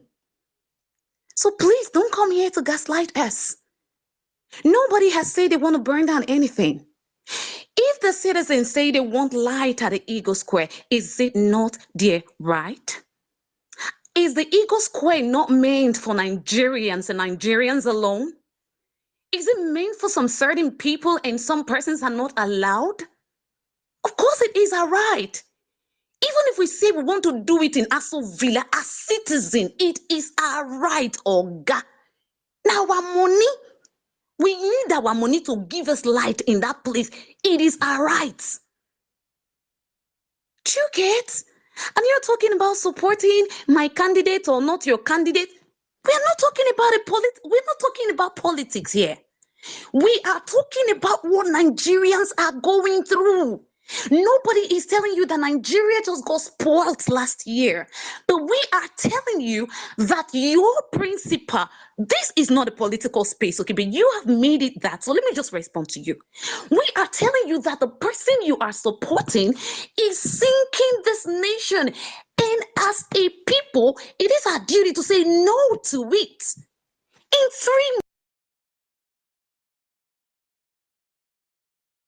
3 months, in 3 months, Tinubu don't borrow 24 trillion. He do with the money. These are the reasons Nigerians are coming out to protest. We are not protesting because we voted for this person. We did not vote for this person. No.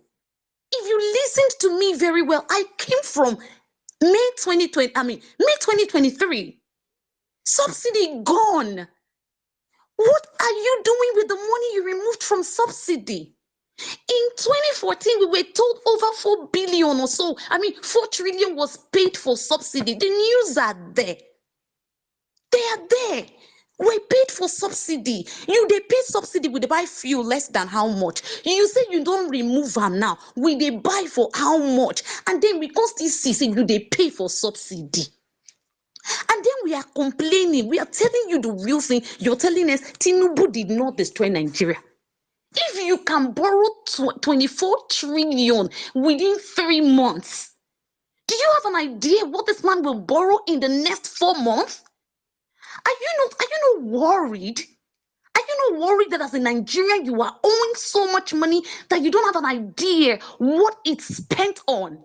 We don't have good roads. We don't have good schools. We don't have hospitals. We don't have things. No infrastructure to show where these monies are going into. A senator, or is it a senator or half of rep member in Njenje or something that spoke about the corruption there? The man was suspended for 3 months. If the man we have as a president today is a man that is fighting corruption, is that man supposed to be the one to go on suspension or the people he exposed? But no, this is the Nigeria APC is giving us. And for the first time, I am over 30 years. I have never seen Nigerians coming together to demand for good governance like this before. And since we did it, is it like this? It was more or less a southern thing. But right now, the northerners are complaining, the southerners are complaining, everybody is coming together. We are talking about the thing that is plaguing our nation, and you're coming to bring in politics.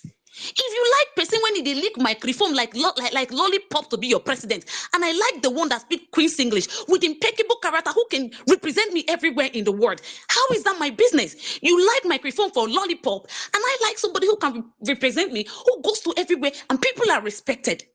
And that's my principle. So that is not your business, because it is your choice to choose the person you have chosen.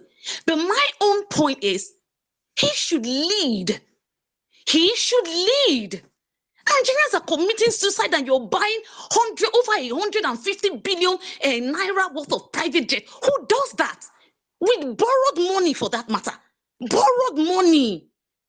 If you get money, as in you get something when you won't buy, you assume you bought a shirt with money, you don't get job, you don't get anything, you just borrow the money. Instead of you to buy the shirt, sell them, make some more profit, buy again, sell them, make some more profit, and then when the profit don't plenty, you carry the one where you borrow, pay the person, begin to use the profit, turn them over. When you reach one place, you begin to chop from there, and you see they put in some into the business. Share the business go grow. But what your principal is doing to Nigeria and Nigerians right now, he is borrowing to shop. How is he going to pay? And then me, they talk as a Nigerian, they come, they talk, say, hey, they will burn down the country. One of your person then threatened the police during the time you guys did election. He said if a police kill any Nigerian, anybody, they will be killed too.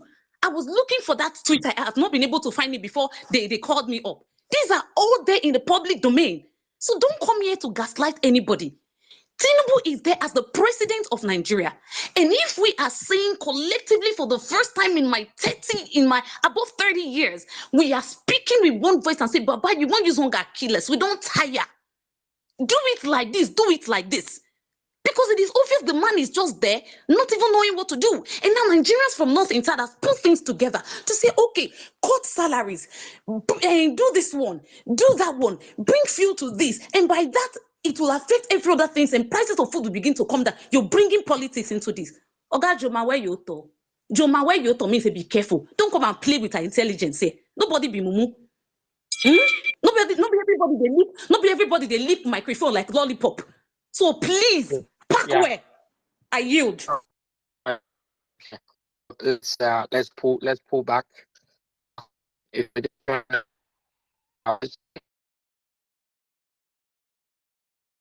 government or impatient.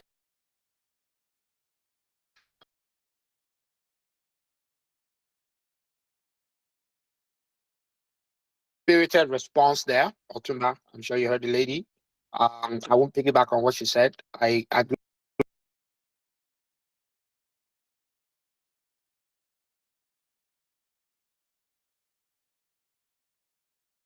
Tracks up from some of the what that they've been promoting. We don't need government to beg or anything like that, but they need to show empathy, understand, and made its way into. So that vehicle is set on fire because it's not going to serve anyone well. If you're protesting, if you are going out in any form or shape, make sure it's peaceful. Use every civil option at your disposal, but understand that again, you need to have your demands known and be realistic. Your wish list to be something that are achievable results. So let's keep the conversation flowing. Sorry, can Malam I just Jaber, respond for 1 minute and leave, please? I'll give you 30 Okay. seconds, just take 30 seconds, and I'll ring the Oh, bell. okay, Go ahead. thank you so much. 30 seconds. The protest is going to hold the way I'm saying it. If you can assure us that it will be peaceful, we'll come here on Friday, we'll have the conversation again. You understand? There's no point, there's no need to be dragging, someone is gaslighting, whatever it is. I said there's nobody stopping you from going outside to protest peacefully. But I can tell you that protest is not going to be peaceful. You can save it, because what I'm seeing online, it doesn't show there's going to be any sign of peaceful protest. You saw what happened today. So you have not even seen anything. What is coming is bigger than that. But anyways, no alarm. Thank you.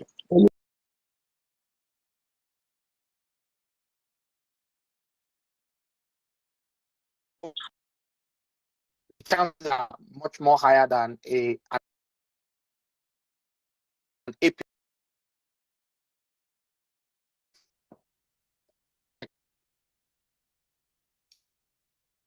Chief, are you there?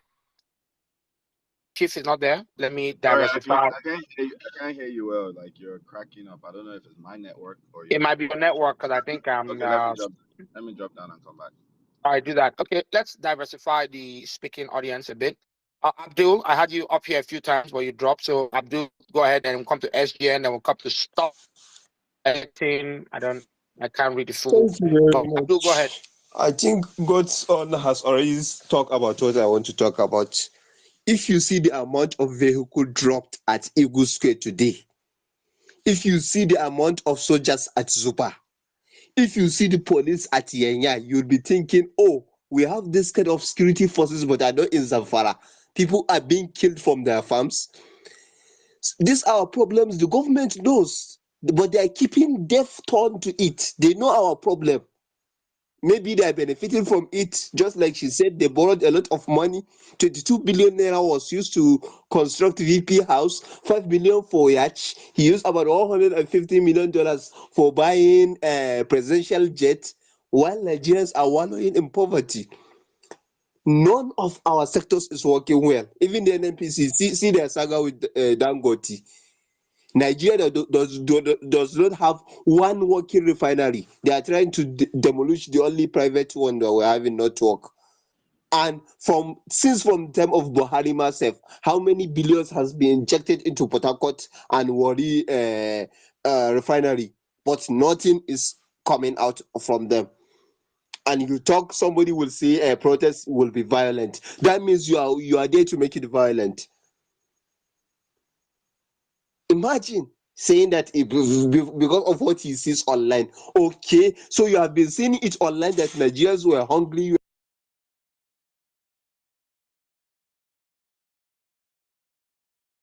Katsina, bandits are there.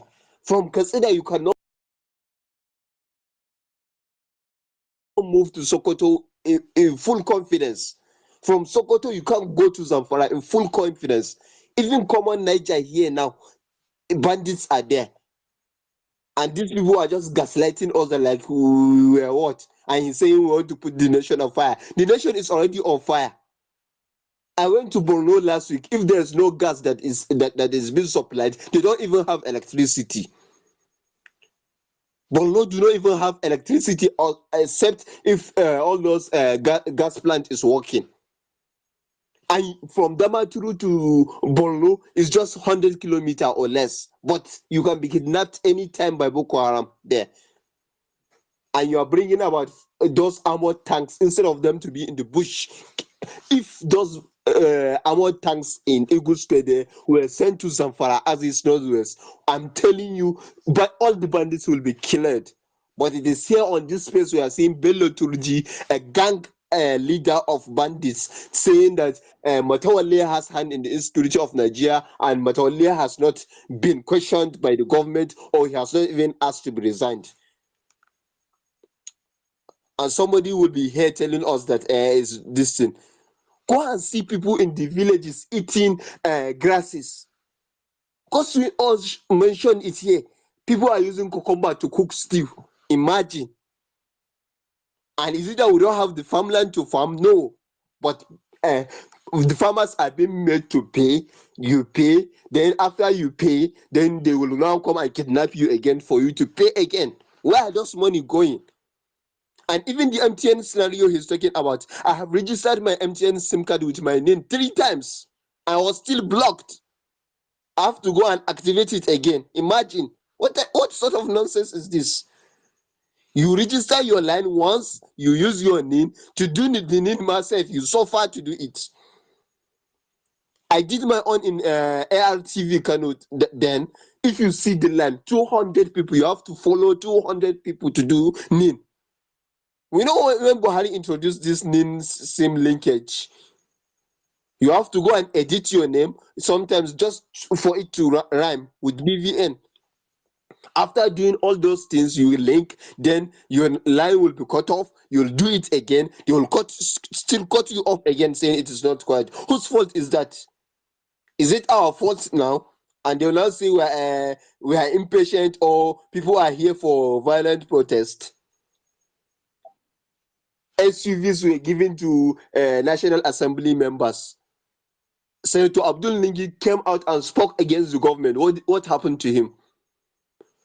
Even though the main issue of legislators is to what? Hold the executives responsible. They are not even doing their functions.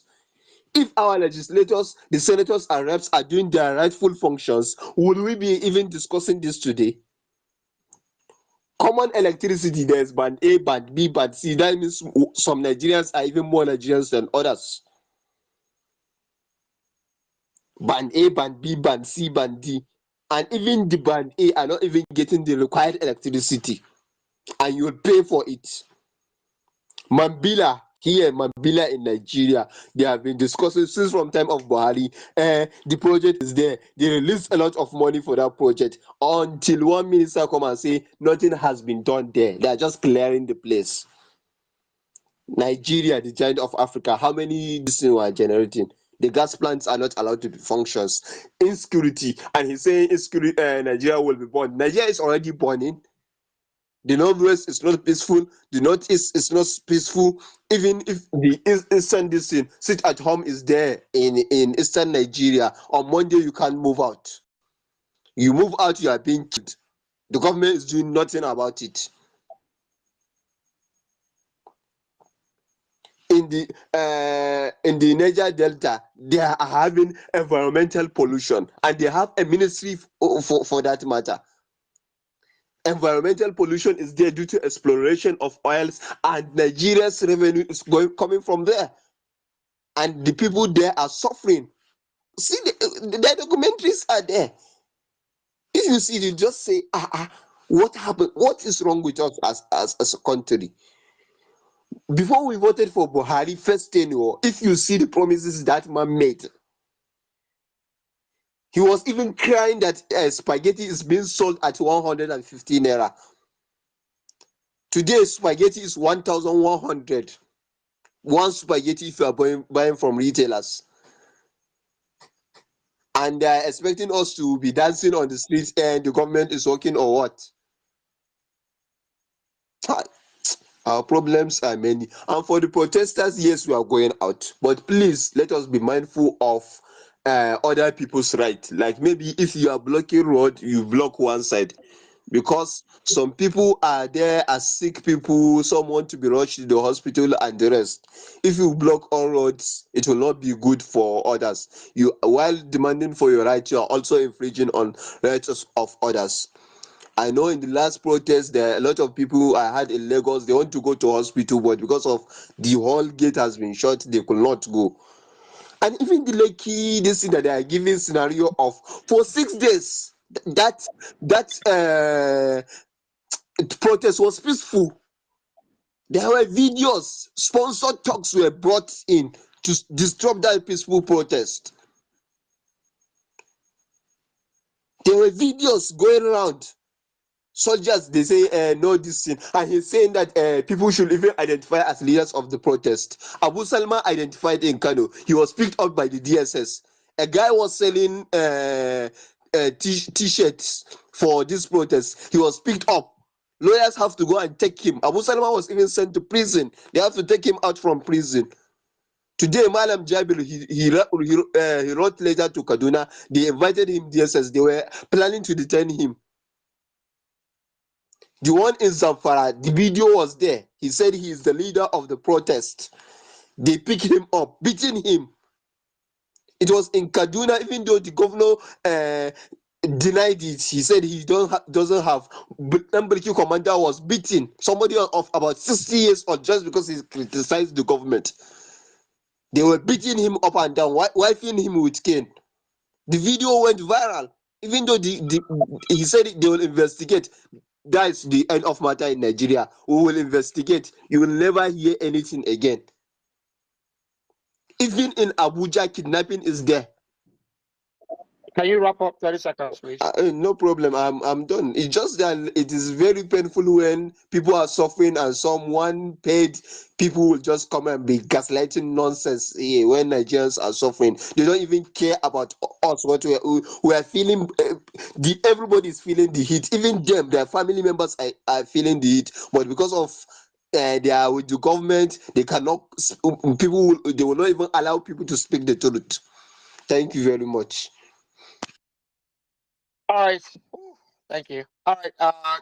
God's alone. Take 30 seconds. I know you had a quick response, and then I'll go to Natu, and then SGN. You've been very patient. I'll come to you, I promise. And then Dr.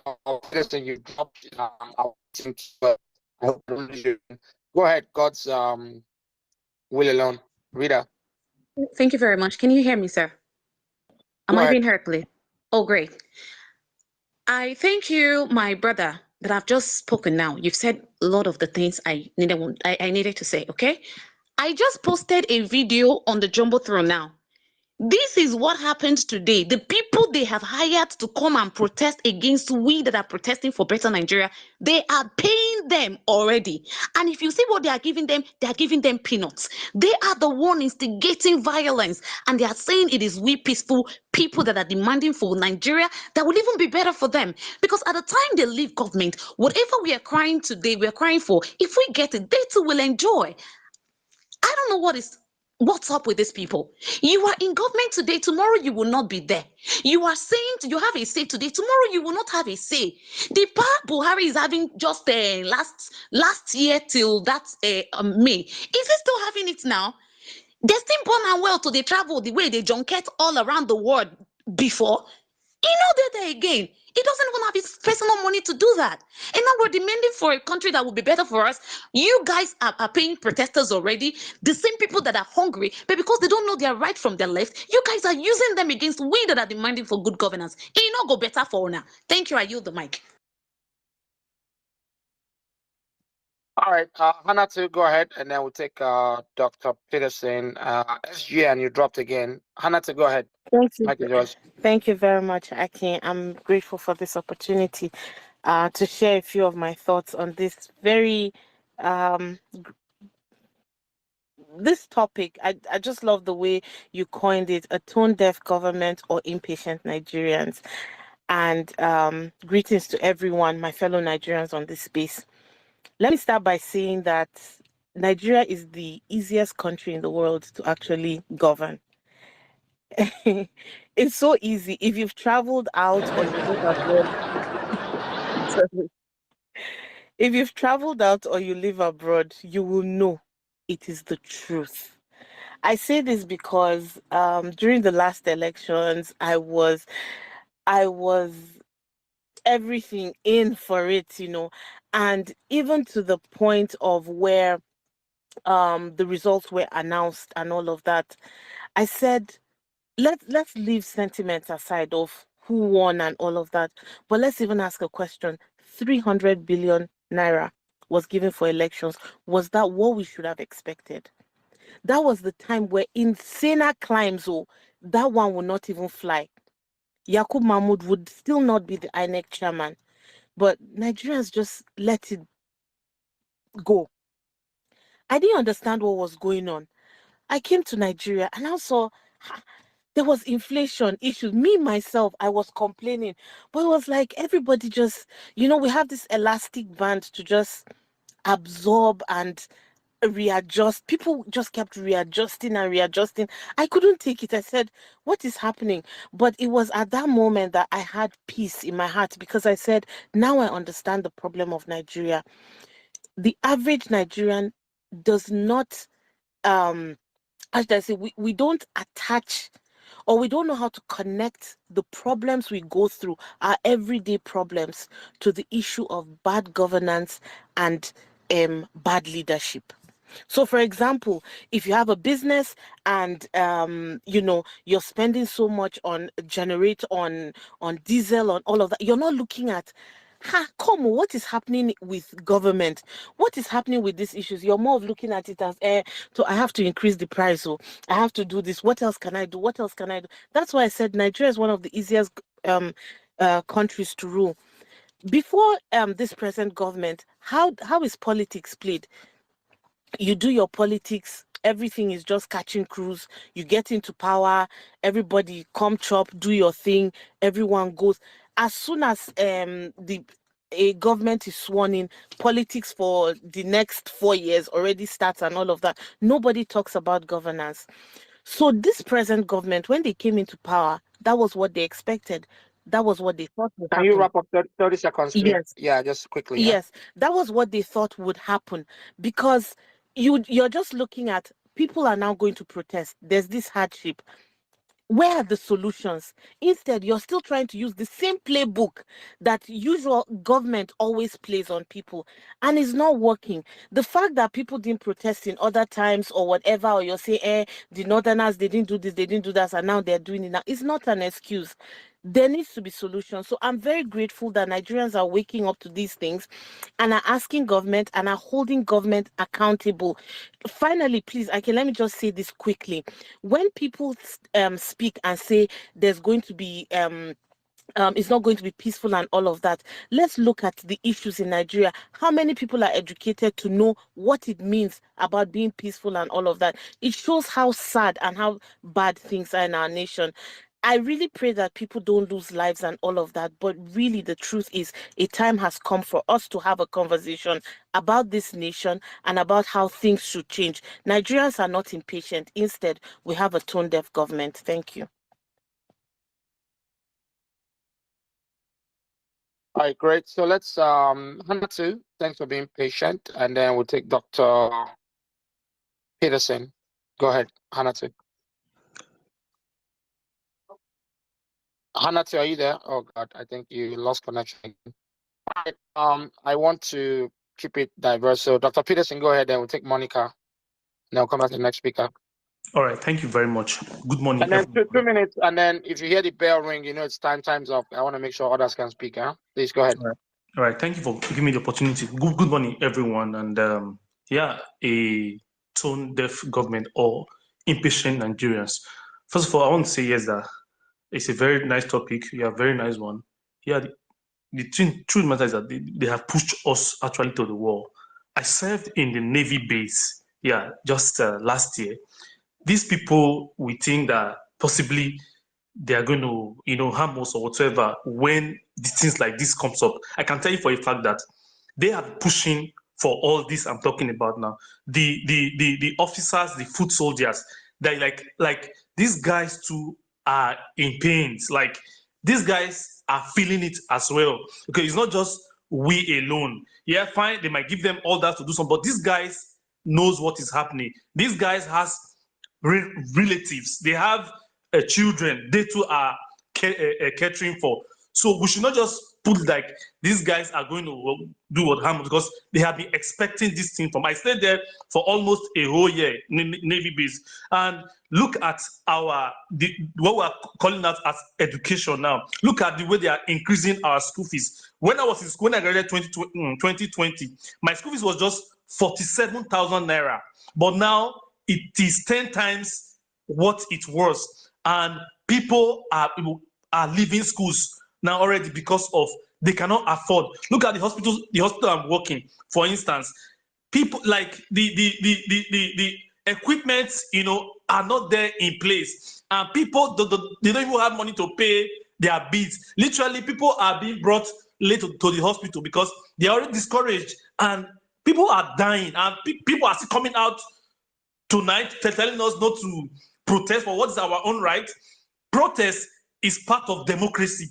Protest defines democracy, because for a common definition which it has by the people, for the people, and to the people, protest is one of the arm of what democracy is. Constitutional, and nobody should come and tell us, because we have been in the mud, and now we are trying to rise to the occasion that enough is enough. Nobody is telling anybody to come and burn down anything, but rather we want to what? Tell those persons there that we have been having wrong foundation. In fact, how can they progress when the foundation has been wrong? Look at now, it's now that they are bringing rice and other incentives for us because now we are crying. No, now we are not. See, Nigerians are too intelligent. Anywhere we are in the world, we always set out, because we always know our way around. And I think, and I know, if we can have a successful protest and bring out our demands, and I think it will be a stepping stone for the future. People are scared of death. Death is inevitable. Okay, nobody is praying for it. But at a point in time, we are like today, for instance. Now I went out to buy some. Like I was like, for real, how much is my salary? And I'm saying that I'm not going to leave the country because it's my country. I'm not going anywhere. This is where I know, and this is where I'm going to do all I have till death comes. And somebody is annoying, man. It's annoying. So please, for those persons that are set for because me, I will be a part and parcel of it, because I want a genuine change. I want a redefined Nigeria. Nobody should be scared of anything. Like the Northern brother said, the country is already down. Okay, So I don't want to take much of our time. Thank you for giving me time to speak in this piece. And let's get re-energized to do the positive thing. Do not destroy anybody's property, even as the protest commence on the 1st of July. Good morning, everyone, and I really thank you for giving me the opportunity. Thank you. Thanks again. Tommy, I see you are getting you. Monica, go ahead, take the mic.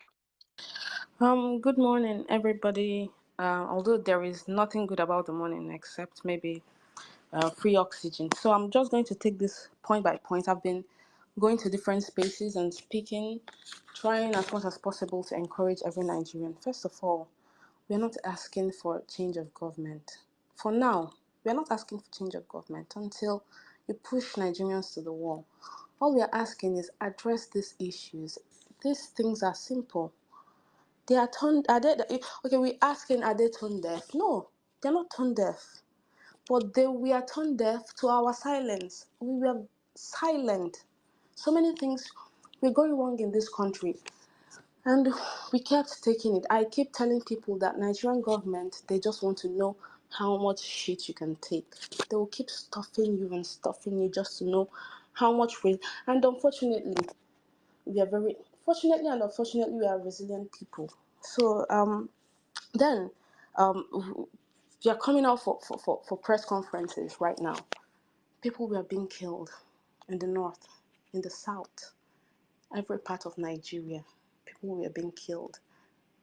Hunger, starvation. Where I'm in right now, I'm doing my youth service. They sell, I saw it on Twitter, I thought it was a joke, but literally they sell yams right now in slices. Oh my God, this is not a war-torn country. This is a country that has rich mineral resources. We have the human capital. We have everything possible. I keep telling people, we have everything possible to be like China, to be bigger than China, to be bigger than Russia. Nigeria, we used to boast in OPEC. We no longer hear of OPEC. I can't remember the last time I even heard of OPEC. Oh God, it's crazy. And then somebody comes here and is like, people are disgruntled because their government did not. What kind of rubbish? Like, what insolence? What? I'm really disappointed. In fact, I envy the person that said that. I envy everybody that has never heard you speak. What kind of insensitivity is that? People are eating grass. People are dying. People do not have what. I have never heard of grade A, grade B, grade C. For electricity is it's a utility. I have never heard it in my life. These are people who do not have political will. A minister, a non-elected person will come and be, oh God. And Iya Oloja will tell us, warn your children. The kind of verbs, the kind of terms they use they forget that these people elected you to go and help them. These people elected you. These people are your employers. And they forget that power is transient. Everybody that has left power right now is crying. Rotimi Amechi is suddenly man of the people. It's crazy. It's crazy. Have you voted? I'm voted, yeah. Okay, so I'm happy as I'm voted, yeah. tell me your feeling after voting today. Yeah, after voting, I'm feeling okay. What I want, I get it on the result. I'm getting the party I want is the one going on. Thank you for that. What are you expecting from these people you voted? I'm voted, they can do what you want, and then when they want, what they want, inshallah, we'll happiness more, isn't it? So then please, I want to beg them, we suffered almost 10 hours, we are standing because of what we want. We need change. And then the person we need, he's the one on the party we want, isn't it? So please, we want change. Change? What kind of change? The change of situation which we are now. What is the situation you are in? Situation of sufferness. Isn't it? Yeah, we are suffer. How many years? As you see, 12 years forward, I mean almost 40 something years. I don't know what is government did for me. It's come out of this like this radio. I don't know. I don't know. I Actually, yeah, I have to complaining. I'm in Nigeria really. Almost for something, I don't know what is government. So I need change. And the person I know is going to change this thing by force, whether the leader they want or not. Any person which is bad, he must escape in this country, or he be hidden like how they are hiding a poor people inside prison, which you don't have a court attendant. Inshallah, we need Buhari to change this country.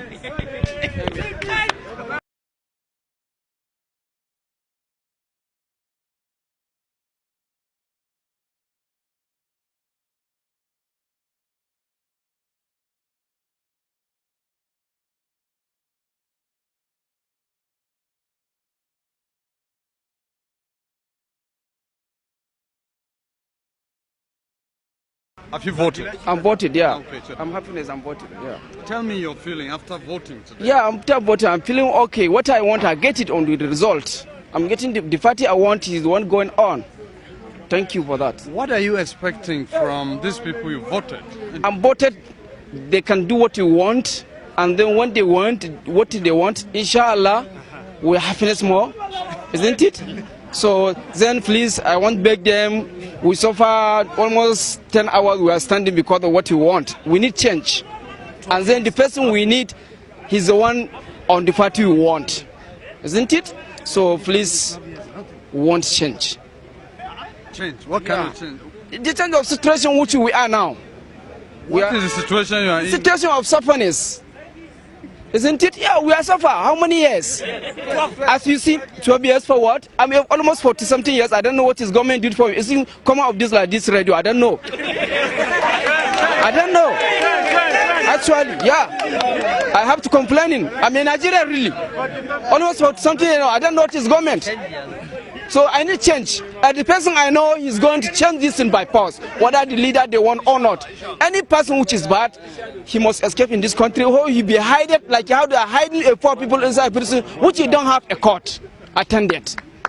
Inshallah, we need Buhari to change this country.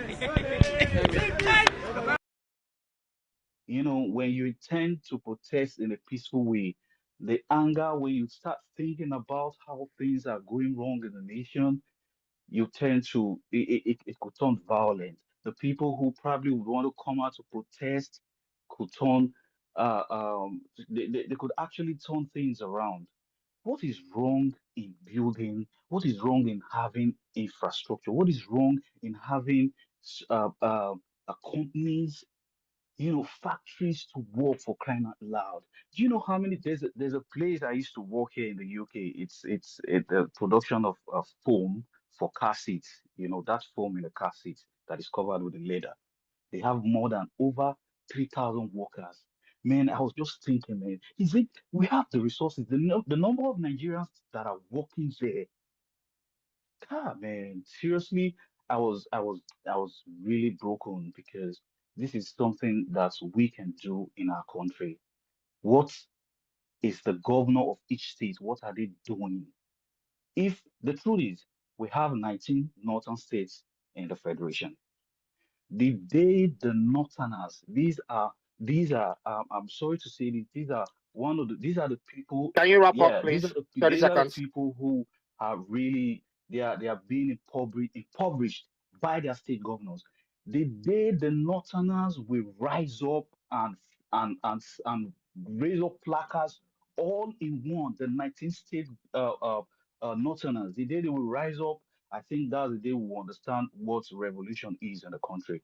But as it stands, we're going to come out to protest on the 1st, and it's going to be a peaceful demonstration.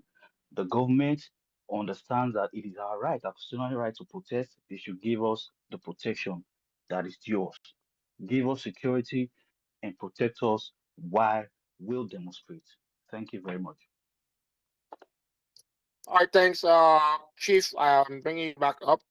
So let's hope your connection is stable. Tommy, welcome. Always glad to have you. Let you Yeah, take boss. 10 minutes. Yeah, Yes, go ahead. yeah. I wanted to. Okay, good afternoon, Mr. Akin. Good day, everyone on in the space. I don't calm down, but let me just say this. Um, See the what and let me just I'm speaking not as an obedient or what have you, or whatever, the other person have come to, play, or the kind of gaslighting he has come to do.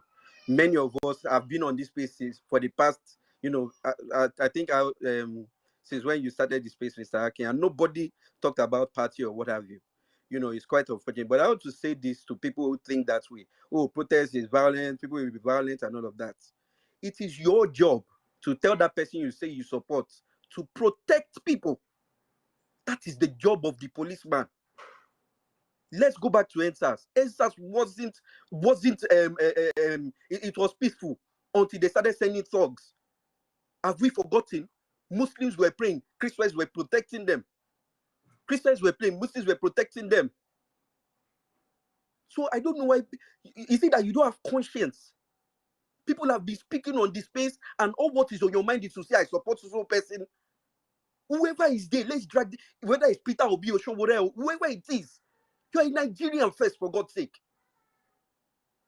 Where is your humanity? People are suffering. I can't count how many times I've heard suffering on this space. And you just come to defend what you want to defend. You are insensitive to the pain of people in Nigeria. Yet you are in diaspora, where things are working. Please, now let's have some conscience. See, let me just even plead to APC people. See, we are not your problem. Your opposition is not your problem. Many of us, we know why we voted for the people who voted, because we knew that this was coming. Whoever it is that is going to be the president tomorrow, we will drag the person. That's what differentiates us from you people. You don't speak the truth.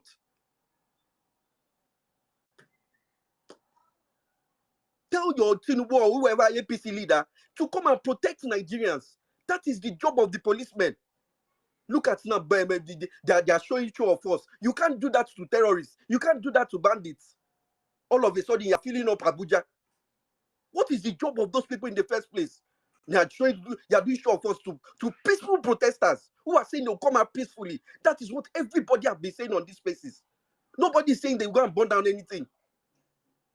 Even I've heard on spaces whereby people are even saying if anybody is going to be violent, they will pick up the person and do civil arrest and go and drop them at the policeman. This is what the person did. Video the person. We can do this. Don't come and gaslight people. As I wrap up, I went to command this secondary school, so I have friends with soldiers. I have conversations with them. Recently, I spoke with a soldier. I've never heard a grown man cry like that before. He's saying that he told me, we are ready. All we are waiting for is you people. Is the civilians. That's what the man kept on saying.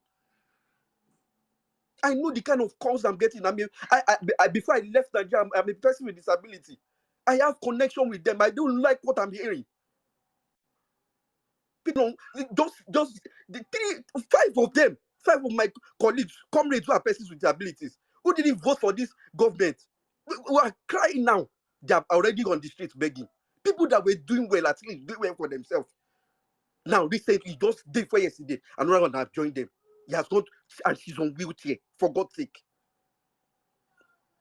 You just come and talk like you don't have conscience. Your humanity has been damaged. Because of who you are supporting, because you are supporting, and it's my this thing, it's my this thing. See, whoever it is, we drag that is how it's supposed to be. You're supposed to be Nigerian first. Please, we are coming out to protest peacefully. Don't come and gaslight Nigerians. Don't do that to us. Have some, at least even have some empathy. Please, I'm begging you. Let me even beg you, APC people. Have some empathy. It is the right of every Nigerian to protest peacefully. And it's the right of the policemen to protect them. Just in Canada, where I was, somebody was jammed.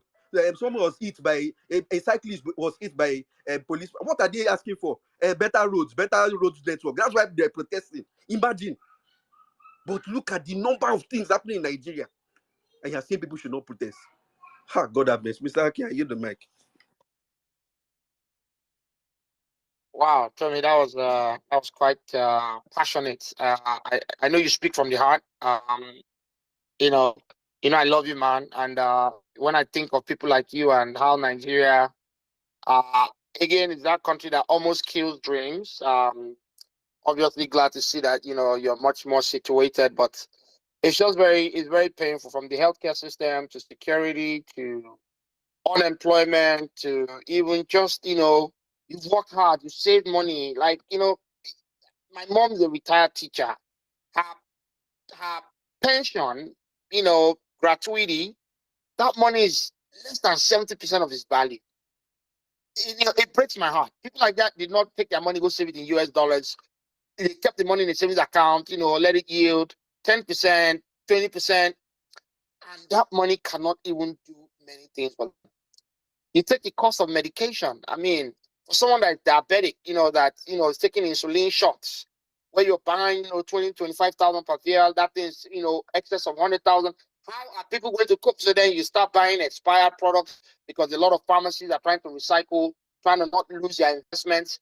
You take, ordinary malaria medicine, malaria medication that would be 8,500 is now 40,000 on the shelf.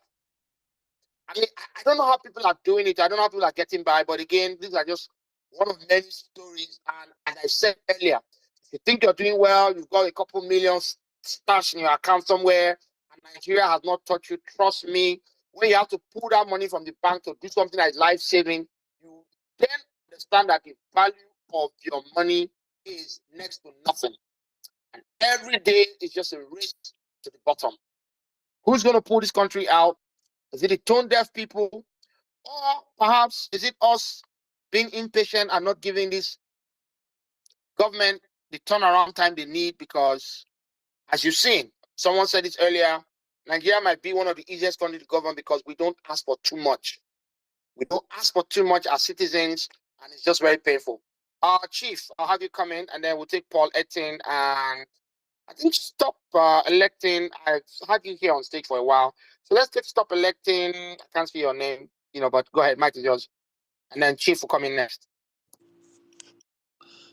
Hello, Akin. Thanks a lot for the opportunity, and you're doing quite a lot to accommodate the diversity of thoughts. It's indeed a commendable job, especially in the very polarizing environment we have now. I've heard a lot of different people speak, and I've I've had to moderate my own thing well, because I've found myself agreeing with people who normally I see their tweets, I'm like, what an idiot, But we really need to be honest with ourselves. I live in diaspora, so normally I log out of Nigeria's issues to protect my sanity. But every now and then I find these spaces, and they're quite interesting. Now, what it is the we come on these spaces every now and then, and the country gets into this frenzy, like, oh, there's protests. We were here in 2020, we're here again in 2024. What's it? It's going to be another 4 years. It goes round and round in circles. And in my opinion, the reason is because we never really focus on the things that matter. Whatever the issue. I've read the list of demands. I can see where they're coming from, but there's no tangible substance behind any of those demands. Because Nigerians are, and this is no disrespect to anybody, and I'm just speaking generally here. Nigerians are very process oriented.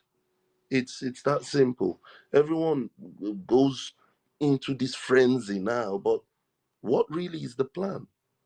And the reason why this happens like this is that the loudest voices in Nigerian politics, again, with no disrespect to anybody, but the loudest voices in Nigerian politics are simply inept. They are not the brightest bulbs. So they're not having policy discussions. Look at any elections we've had. Just observe our elections from 1999 till now. At least those who are old enough to have followed all those things from that time till now. You can literally trace the brain drain in Nigeria by observing the language of our elections over time. We went from having very little, at least some modicum of policy discussions, to now it's Yoruba Ronu, Igbo Kwenu, gbogbo wọn ti ya wèrè, everybody is stupid. How can that be? How does that lead to any meaningful, governance? We do not. Nigerian politics does not discuss governance. It discusses stupid shit. No disrespect. Sorry for my language. It's stupid shit. Nigerian political discussions are not about policy. It's the only country I can think of that's that way. What's the content of our entire what's the conversation here about these protests? Even these protests, as good intention that's there, the evil forces in the country are doing their best to exploit the divisions and the ignorance they know the country is wallowing in, to push everyone to extremes. And then you listen to people and you realize everyone's just a victim. The man you're beefing, the guy you're hating on the internet, the reason he's accepting 1.5 to insult you is because he's starving. He's being starved by the same government. Look, if I'm sorry, maybe it's the benefit of living in diaspora. Yeah, it just gives you this weird perspective of Nigeria. Like, we shouldn't be where we are. We are a wealthy country. We're so rich. When you live in, anyone who's traveled around Europe would realize European countries are not rich. We are rich. We just rich. Look, how, if you realize how much of the global supply chain in places like Europe and America have Nigerians as the backbone, you'd wonder, why did those Nigerians leave Nigeria in the first place to anywhere else? What is it about Nigeria that we cannot do in Nigeria that people keep leaving? The reason is because we keep letting the dregs of our society rise to the top. We have thugs for leaders, and I don't mean this as disrespect. I would not name names either, but just think, how many of the people you have elected to office would you let run your bank? That's all I'm going to say. Thanks.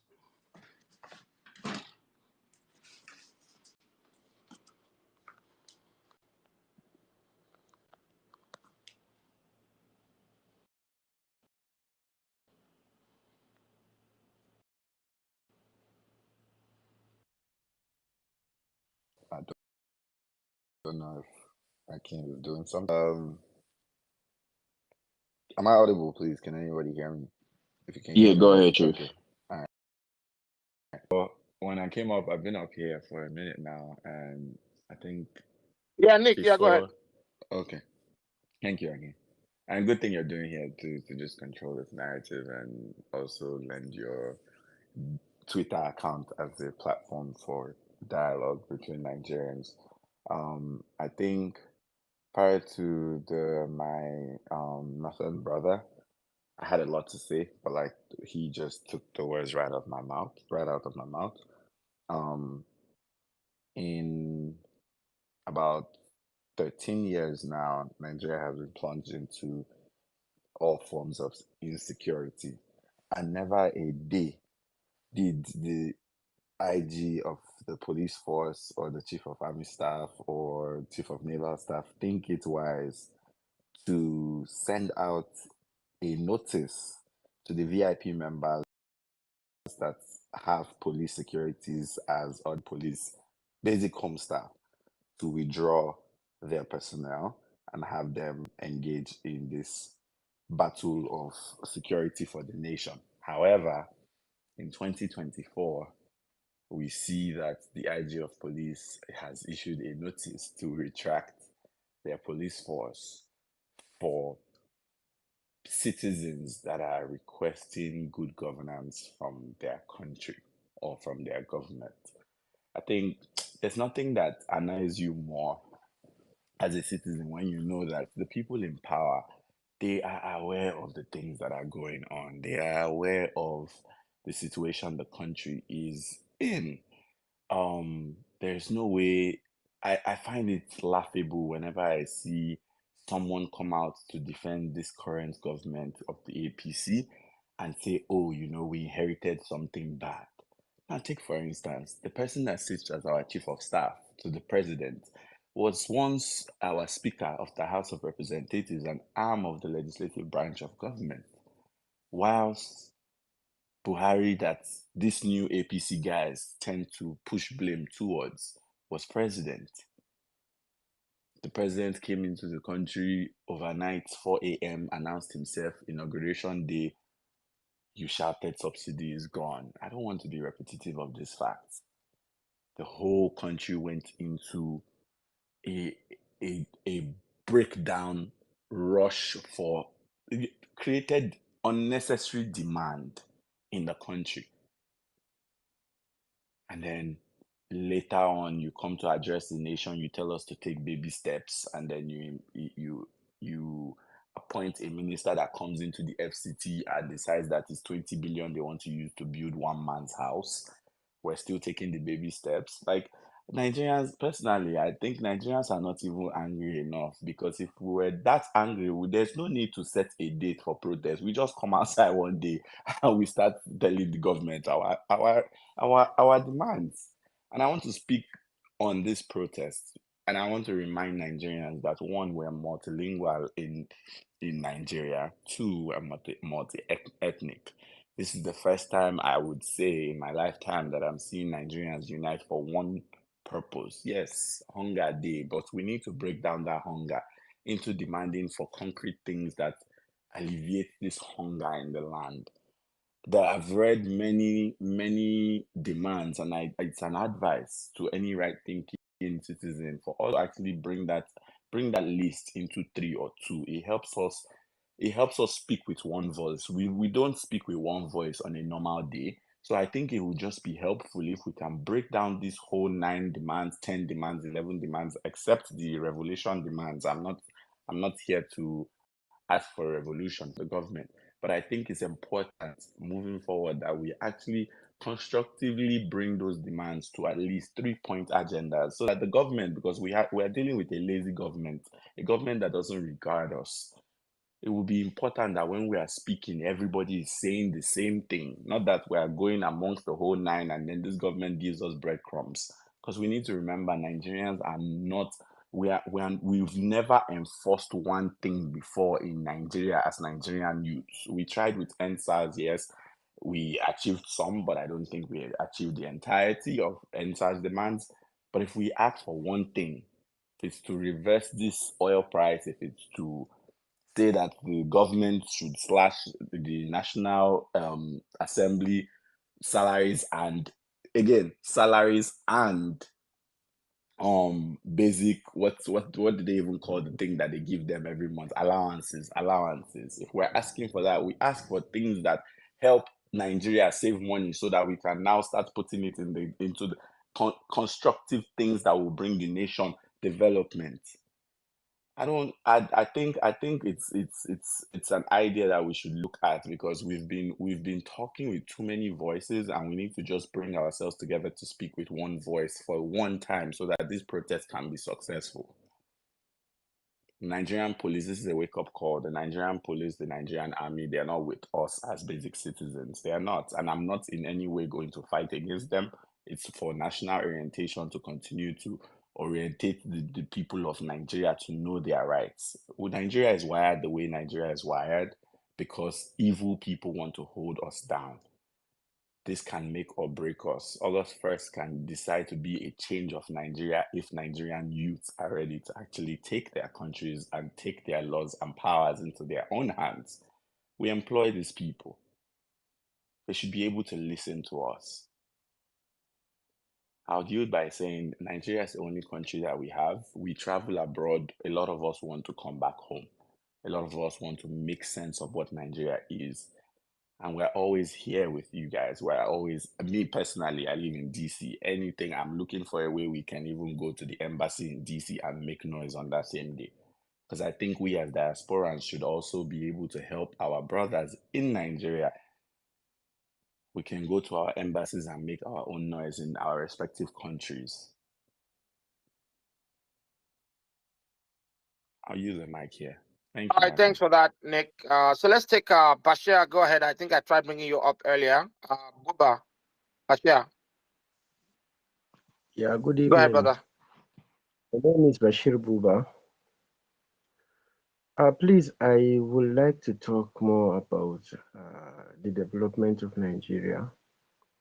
Uh, um, I think in 2016 I have a master's section class which I did my master's. I was having a professor that time. We were deliberating on this conflict resolution and global economic issues with him. And that time there was this war happening in Afghanistan. Then he was now telling us that this one that we were sending prayers to Afghanistan. Have we ever thought of sending ships, warships, aircrafts to those countries? We now were pondering on him. He said, but that's the real fact.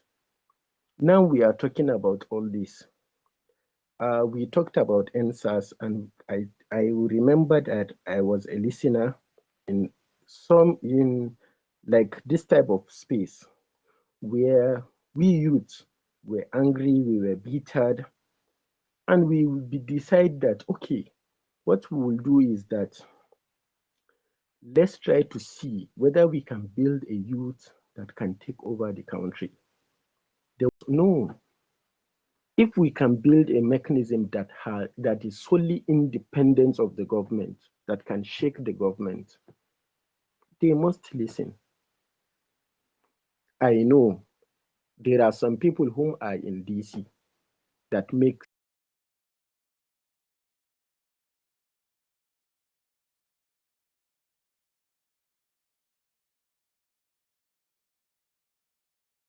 catered suits, belts, shoes, that we can make millions out of it. And these can be an investment for Nigeria, that we can buy bonds abroad. The moment we have this, no any government, no any government that can say that can shake that mechanism. The only thing is that the government will come, what do you want? These are mechanisms that we're supposed to put in place, not that we'll come and then begin to put blames. Because Nigeria now, let's be realistic. Are we practicing the socialist economy, or we are practicing the capitalist economy? Because you cannot really say which type of economic policy are we practicing in Nigeria. And at the end of the day, we will argue, we will put blames on people, and then we will begin to say we want to protest. At the end of the day, again, innocent lives will be lost. We are all Nigerians. That same lady I talked to you about, Can you wrap up who 1 minute? has rights, Yeah. that same lady I talked to you about rights, she told me that there in Pakistan, if a citizen should, if you can bully a citizen, the whole of that community will rise up on you. But tell me, in Nigeria, that's not how it works. We always, whether we like it or not, it has to be centered either religious or ethnic. These two must work. And what brought it is just poverty and hunger. So thank you very much. If this mechanism can be put in place, I will be very glad. All right, thanks again for Thank you. that. Again, if you requested, I'm really trying to make sure I can pull people up. So let's we can just shorten contribution so that way most people on stage can get a speaking turn. Paul Etting, go ahead. You've been very patient. Thank you very much. Yeah, good evening. Can you hear me? Yes, go ahead. Can hear you. Thank you very much, Mr. Akin, for this opportunity. I have a few suggestions to make to as part of the process. And it's I know the team is end bad governance, and there's a whole bunch of list of suggestions people have been dropping, a lot of lists online, but I would basically say the reason why we have a stone deaf government in Nigeria is because Nigerians are not very proactive politically. They don't play the role of his. They don't play citizenship. They most of us are not interested in being political party members. Most people are not interested in the news. Most people are not interested in voting up until Peter Obi moved and the whole interest came in.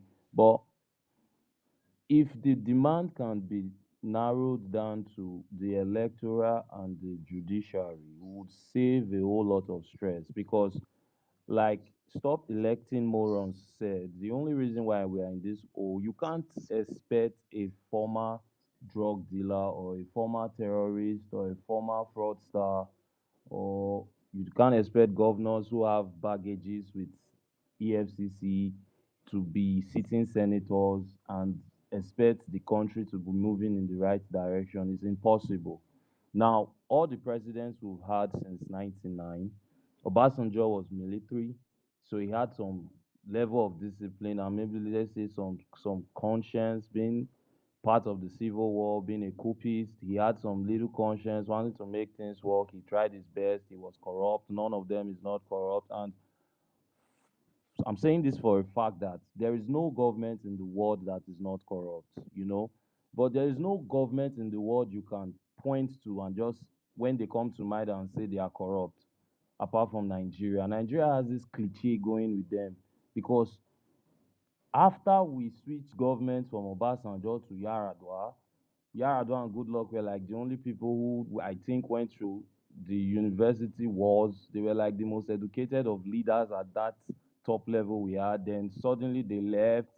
Another coupist came in who had a little bit of conscience and some discipline. So it wasn't very good. It wasn't very bad. He had selective corruption fighting shit and all. But now we have someone, we don't know his name, we don't know anything about him. We know he's good at laundering money. He was once a drug dealer or someone like an accountant to a drug cartel and stuff. We have a vice president that a wanted terrorist was found in his house. We have a Senate president who makes stupid jokes in the house.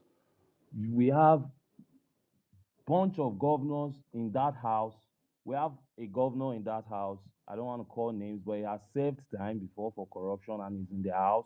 So that it's impossible to build a country like that. And the reason why it's being so is because the president has the power to pick his INEC puppet. He has the power to pick the chief judge. Then when he does that, the game is cancelled. The chess game is easy to move. And Nigerians don't respond. They are over patient. In Tinubu's speech, by the way, there was a part he said, Nigerians, they bear for too long.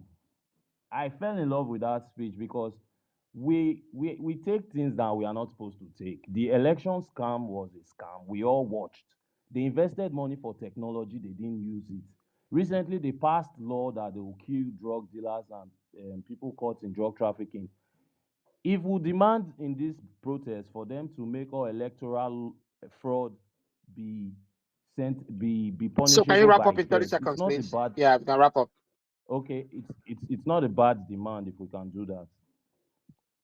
Any election fraud, anybody who breaches electoral laws that would make dead people become our leaders should be punishable by death. If that is the only demand, maybe they could start with Yakubu if he's not resigning or something very, very active. And the people should know that protests are the only way you can avoid having a stone deaf government. You are supposed to protest every fucking time.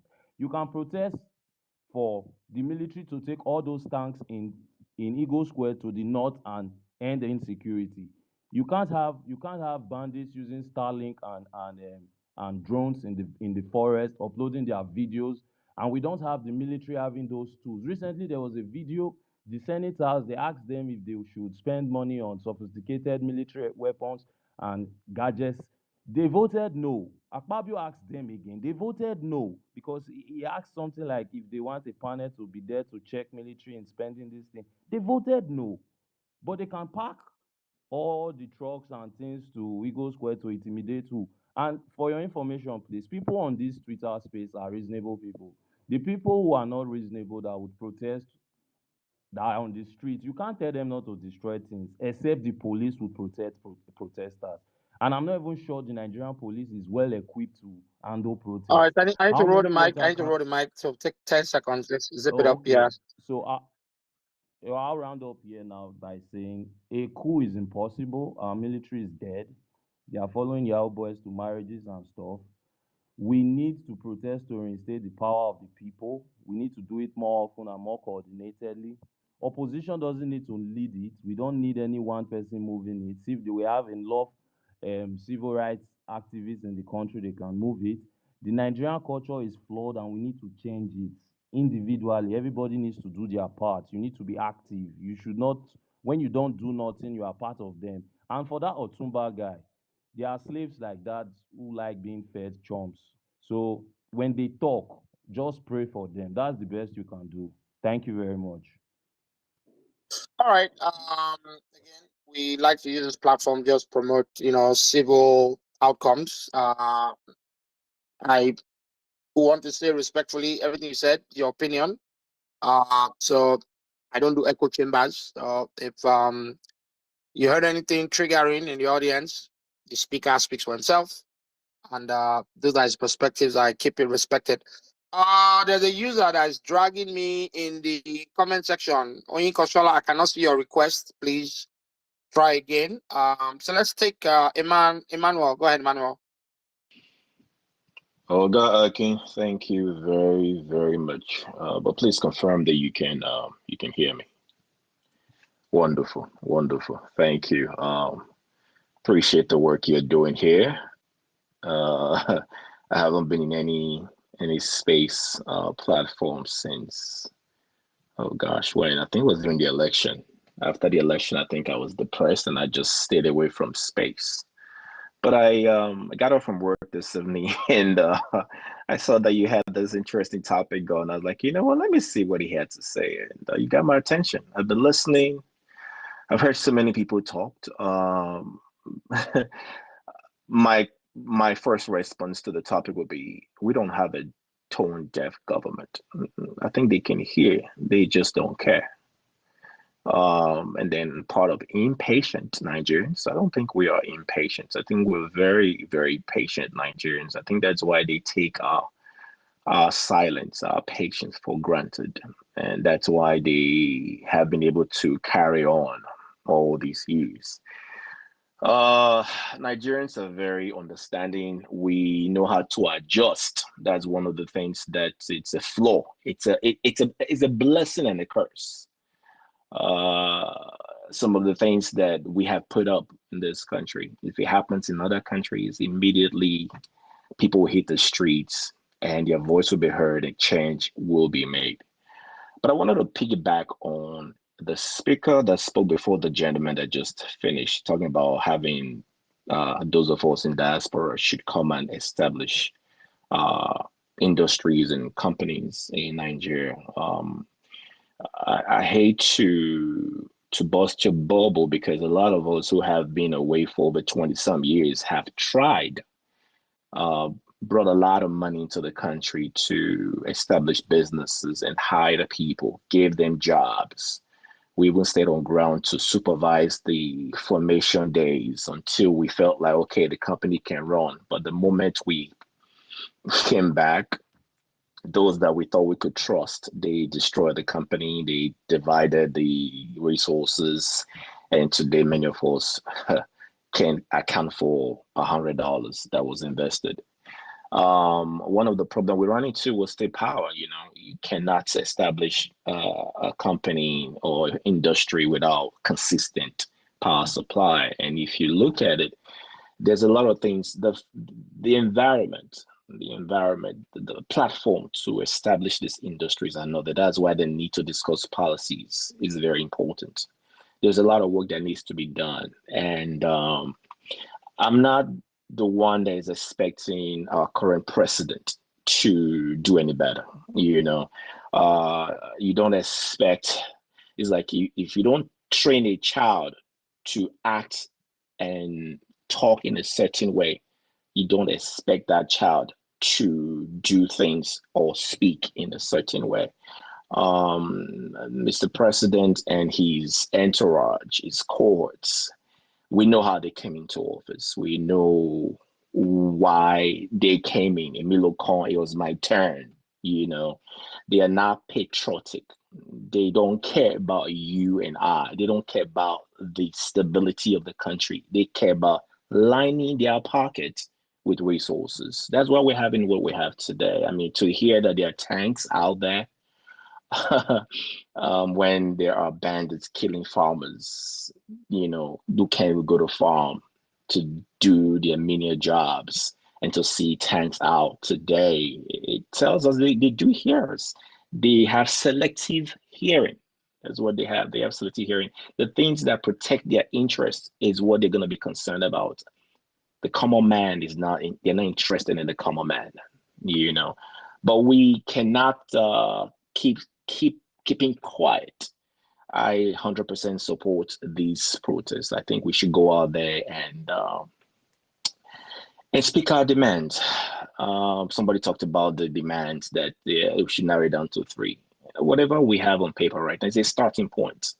Let's at least go there and see if they will give us 3 from the list. Let's see if we can work with that. My prayer is that people that are going out there should not destroy the properties of their fellow Nigerians. Everybody are struggling. Everybody's feeling the pain and the pinch. When you're out there, not because your body they scratch you, you go scratch and say you want break the mouth, we get that store where they buy TV, money we take stock that store, now borrow.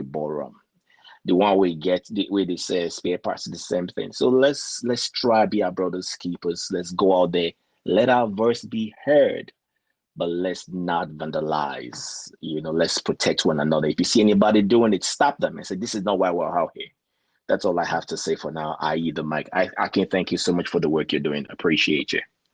Thanks, brother. All right. Gonna again roll the mic so that way it doesn't feel like an echo chamber. And I want ladies speaking. So, Swanky Beaver, you have the mic. Take 2 minutes. Hi, Akin. Thank you so much. I'm sorry, guys. I have a very husky voice because I've been so busy all through last week. But then again, the topic, a tone-deaf government or impatient Nigerians. I'll say Nigerians are being extremely impatient and very, very unfair. You know why? All of these things feel like a witch hunt, and at this point, we really need to call a spade a spade. What are you really upset about? Are you upset about the present administration because that wasn't really your plan from the beginning? Or you're really upset with everything going on in Nigeria? If you're really going to be honest, there's a global inflation. Even the people living abroad are facing it. Everyone is facing it. So you cannot just say, look, this man is just there to take what money? Ashiwaju has been rich from day one. What does he really need it for? Is he going to take it to heaven? This man is close to 70. Then again, we're talking about the protest. You guys came with peaceful protests. It's the right of every Nigerian to protest.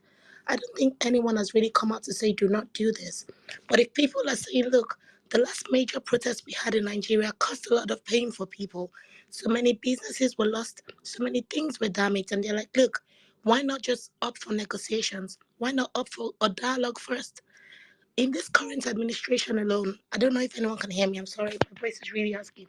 In this current administration, We can hear you. So, take your thank time. you. No, Thank don't you. rush the speech. So, and I'm sure the space has lit up because now this is a different, kind of response. But go ahead, take your Thank time. you so much. Thank you, Akin. This is fantastic you're doing out say. So as I was saying, look, at the end of the day, you all came out to say you want peaceful protest. You have been protesting from day one. The administration is barely a year, for God's sakes. We have had the Ebing Power protest in Ibadan that did not even work out. We've had how many protests? If we keep allowing things like this, you guys are going to protest for a very long time, and it's not fair on the people. You're causing instability, number one. Because, for example, let's take today. I mean, Shorek came up yesterday to say people, MTN barred some people's line, go there. You saw what happened when they went there. People are upset. You have put so much rage in the hearts of people. You've made people really upset. Look, at some point, Charlie Boy posted a man coming out to say he's going to do this and that. There were so many spaces coming out there, and it's actually happening right now. Look at FEC, the uni in, is it Yaba or something? What exactly went wrong? How did he get to the point of, smashing people's cars and all of that? Have you forgotten one thing? You're smashing the cars of the administrative or the DC and everything. It's gonna come out of your tuition, You're gonna have delayed exams and everything. So who exactly, if you're calling this thing the government sponsored process, that's not fair. That's a major lie, because you have instigated rage in the hearts of people. You made the people upset. For what reason exactly? Look, if we're all gonna come together and make this work, we have to do it as a team. Take away the hate aside. We have to be patriotic Nigerians at this point. Look, the current administration has brought out so many things the people can actually benefit from. They're not gonna come door to door to give money to anybody. Look, if it's time for you to pick up extra jobs, do it. If it's time for you to take farming, do it. The days of convenience in Nigeria, it's actually over, because look, we've got no money in the coffers. You take it or leave it. We ain't got money in the coffers. We have to make this money back by either taxing people. We have to. You guys you want the abroad system in Nigeria? Can you really have it? How much do you really buy this same petrol everywhere? Look, I live in Cyprus, and I'll tell you one thing for a fact. In 2020, when I moved in here to find out after the death of my dad, to say, look, I'm going to reside here, $1 to, because we spent Turkish lira, was 500. Right now, what is the price? It's 3,400 pounds. Is 4,000 Turkish lira to to 100, 100 pounds. This inflation is global. If you're coming out to say all of this mess is politically motivated, because I think that's what it is, you have to wait for the love of God. Even the president has said it. If you do not like my tenure, vote me out. If you guys have to come out and vote next election, all of these things is just making a mess. You guys are making a mess out of everything. Oh, When do you with want the Petty, administration to work? can somebody else talk for crying No, out no, loud? no, no, no, no, Please. no. Hold on. Ify, hold on, please. You Don't see, interrupt. these are the issues. You don't even have patience to allow me. You guys have been on for a very long time. I've requested the mic for Excuse over me, an it's hour. not about being patient, please. I don't So, understand. if Look, if you Okay. do not have, all right, guys, I have to mute everyone, please. I know emotions get, like I don't like echo chambers, and I like people to speak their mind. Let her finish, and then I would open up the mic to have either Lamine or Ify respond. But let her finish, okay, please, and then maybe take another minute, Oyinkoshala. But go ahead.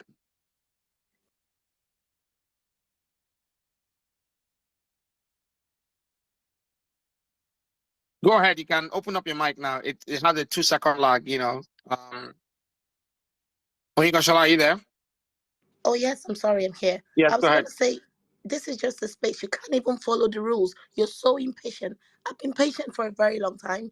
What exactly is your body itching for? Bad governance? What is the problem right now? You're saying there is so much going on. Go and ask other people everywhere in the world. We air out our shit so much. Ruto must go. You saw the whole thing that happened. Even Black Lives Matter. You saw everything that happened after all of this protest. I don't know what you guys really want. Do you want anarchy? You don't want the government to work, because it's not going to work. The man, the Tommy guy that came, Tommy, really, guy, you really need to just understand that, look, everything cannot go, you guys, it cannot go your way. It's either your way or the highway. And that's very unfair, because it will go on the highway, because nobody's really afraid of all of this shit anymore. It's too much chaos. It's too much chaos for the administration of barely 1 year. It's too much chaos. I think everyone just needs to chill at the end of the day. So yes, thank you very much, Akin. This is really fantastic, and I do appreciate you, accepting me to speak on your space.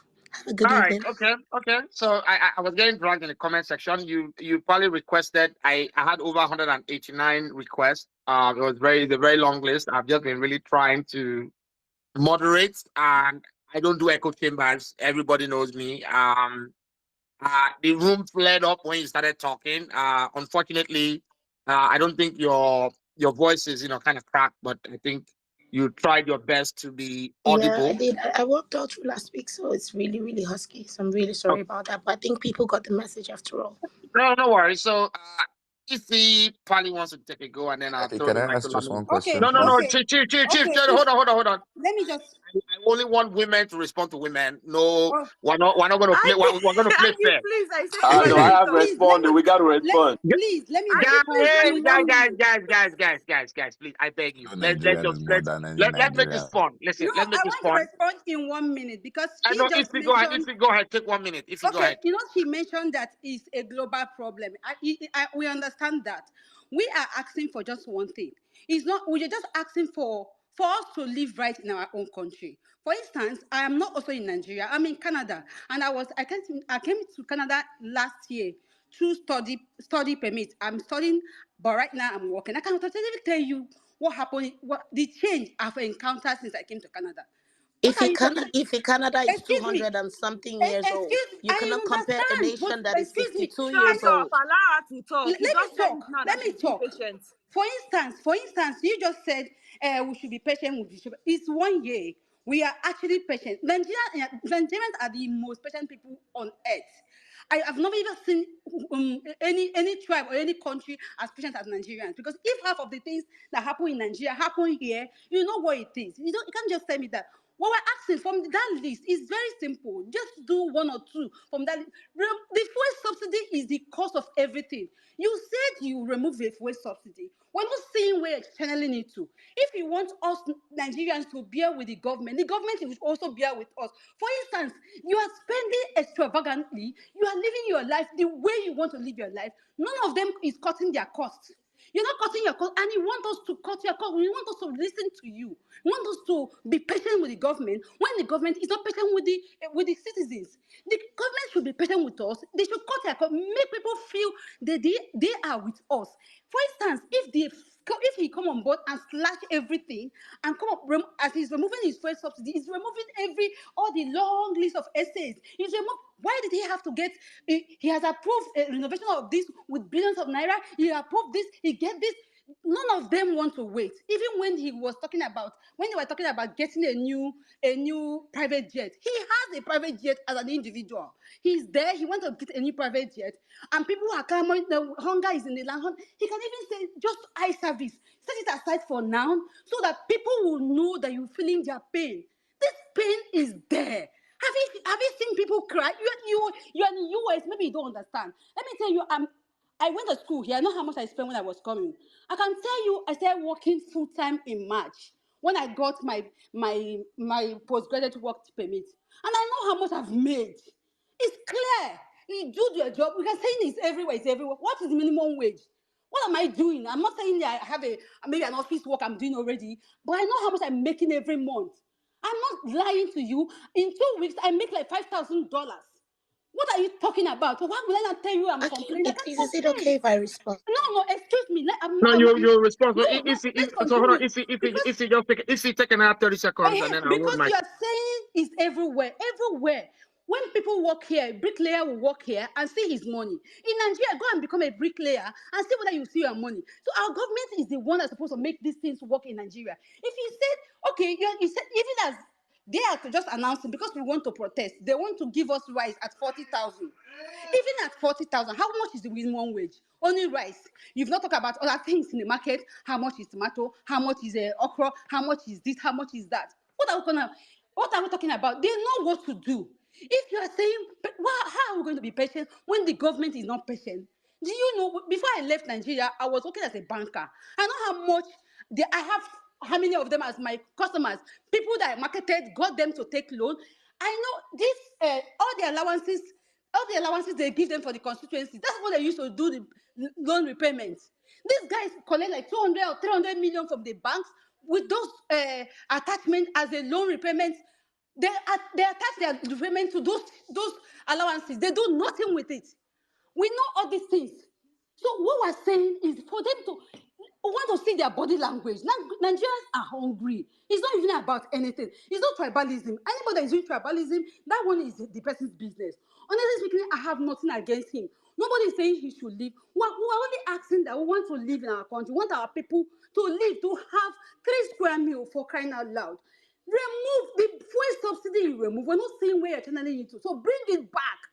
Bring the fuel subsidy back. Let people feel it. It's not about selling 400. Bring it back to 180, to 150, to 160, to 200 that it was before. What are you talking about? As of today, the fuel is 1,300. The pain is there. People are angry. It's not because of anything. Don't just come here and say it's global. I think I gave you enough rope. So let's. Yeah. I don't want any man on stage to intervene. Because I want women to Please, speak to each other. it's a So global thing. Please, no, I no, yes. understand. So if you hold on. So this is what I call kitchen table discussion.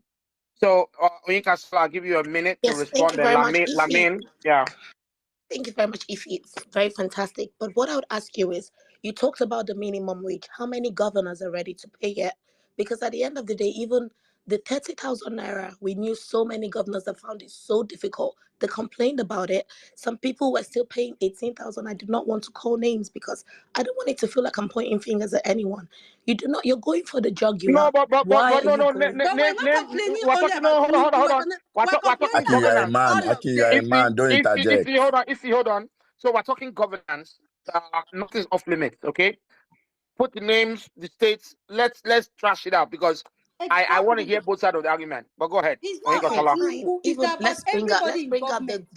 let's bring out the dearly beloved Alex Oti, for the love of God. How much do they collect even at today right now? Is he gonna pay his staff 70,000 naira when we're just still begging him to pay 30,000 naira? The same Lagos state you're complaining about is the only state I do believe, or maybe one of the states that pays the minimum wage. What exactly is your anger?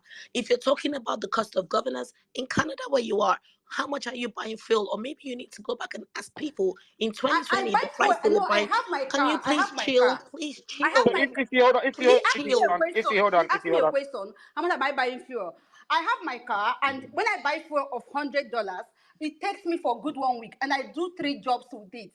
I do like 3 jobs, or let me just say 2 steady jobs. The other one is just like once in a while, and that 3 jobs fetch me the amount I told you about If every you month. said you So got to how will I Canada last complain? year, right? Can you hold on, please? You said you You got to asked me a Canada last question. year. I I just want you answered to you. go and ask people that have been in the same country how much they were buying fuel in 2020 and right now and compare the prices. Look, you I cannot just compare asked apple you. and You just oranges will asked a always be question, different. and I answered you. Okay, please, The can the I just $100 I respond buy to? for You're is my making me lose my sister's. train of thought. Secondly, you talked about Canada to Nigeria. How old is Canada? Canada today is 157 years old. Are you going to compare a nation that is 157 years old to a nation that is 62? For the love of We God. are not comparing. We're just saying right now you are doing it as if we're only fighting Tinubu. We're fighting the whole everybody, the government. We can do better. Only we're not asking for the to be. We're not So, what asking everything exactly to be are your perfect. demands for this We're protest? asking for Because the we have see. seen so many Are demands you that are telling really me? unrealistic. You want petrol to go to My 400 naira? God, are That you is not telling even me possible. that the way our government officials are living their life, that is how it is where you You are? talked about the private jet, right? Let me ask you a question. Even if Ashiwaju and his people leaves today, there's another president and the vice Okay, who let's do this. use that So, same private jet. hold on, The guys, hold on, protest is a ladies. must. We need. Sorry, ladies. Just hold your fire. Hold your fire. Let's make it, to where people in the audience can hear, anyone that's speaking.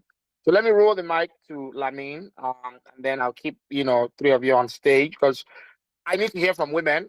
It seems like, a lot of Twitter spaces, we often hear men, leading conversations. So for me, I like it very fair, very balanced. But Lamine, go ahead. I'm going to unmute you. Take like 3 seconds, and then I think your mic should come up. Dr. Okweba, I'm trying to bring you up. But Lamine, go ahead. All right, thank you so much, Aki. You know, it's hard. It's hard to hear these people speak and not want to just insult them. To be honest, it's very difficult to hear people speak like this. I just wonder, like people come on space or come on social media and spew absolute nonsense, and you think they make zero sense. Zero sense. Really, really. You don't live in Nigeria. Okay, I live in Nigeria. I live in Nigeria. So I am going through Nigeria. You have a president, and first of all, Tinubu hasn't done 1 year. APC has done 9 years. I don't have business with Tinubu. I have business with my country not working. Tinubu, APC has done 9 years. APC took dollar from what to what? That is number one. APC took fuel. The same APC that did occupy Nigeria took fuel from where to where? That is the problem. This same country, the cost of clearing 40-feet container of goods when Jonathan was president in 2012, 2013, 2014, from where to where? That is number one. You said it's a global issue. Thank you very much. If you travel people living in Canada, if you're here, how much do you pay for electricity bill in a month? and that your electricity bill includes cost of using what are they calling it?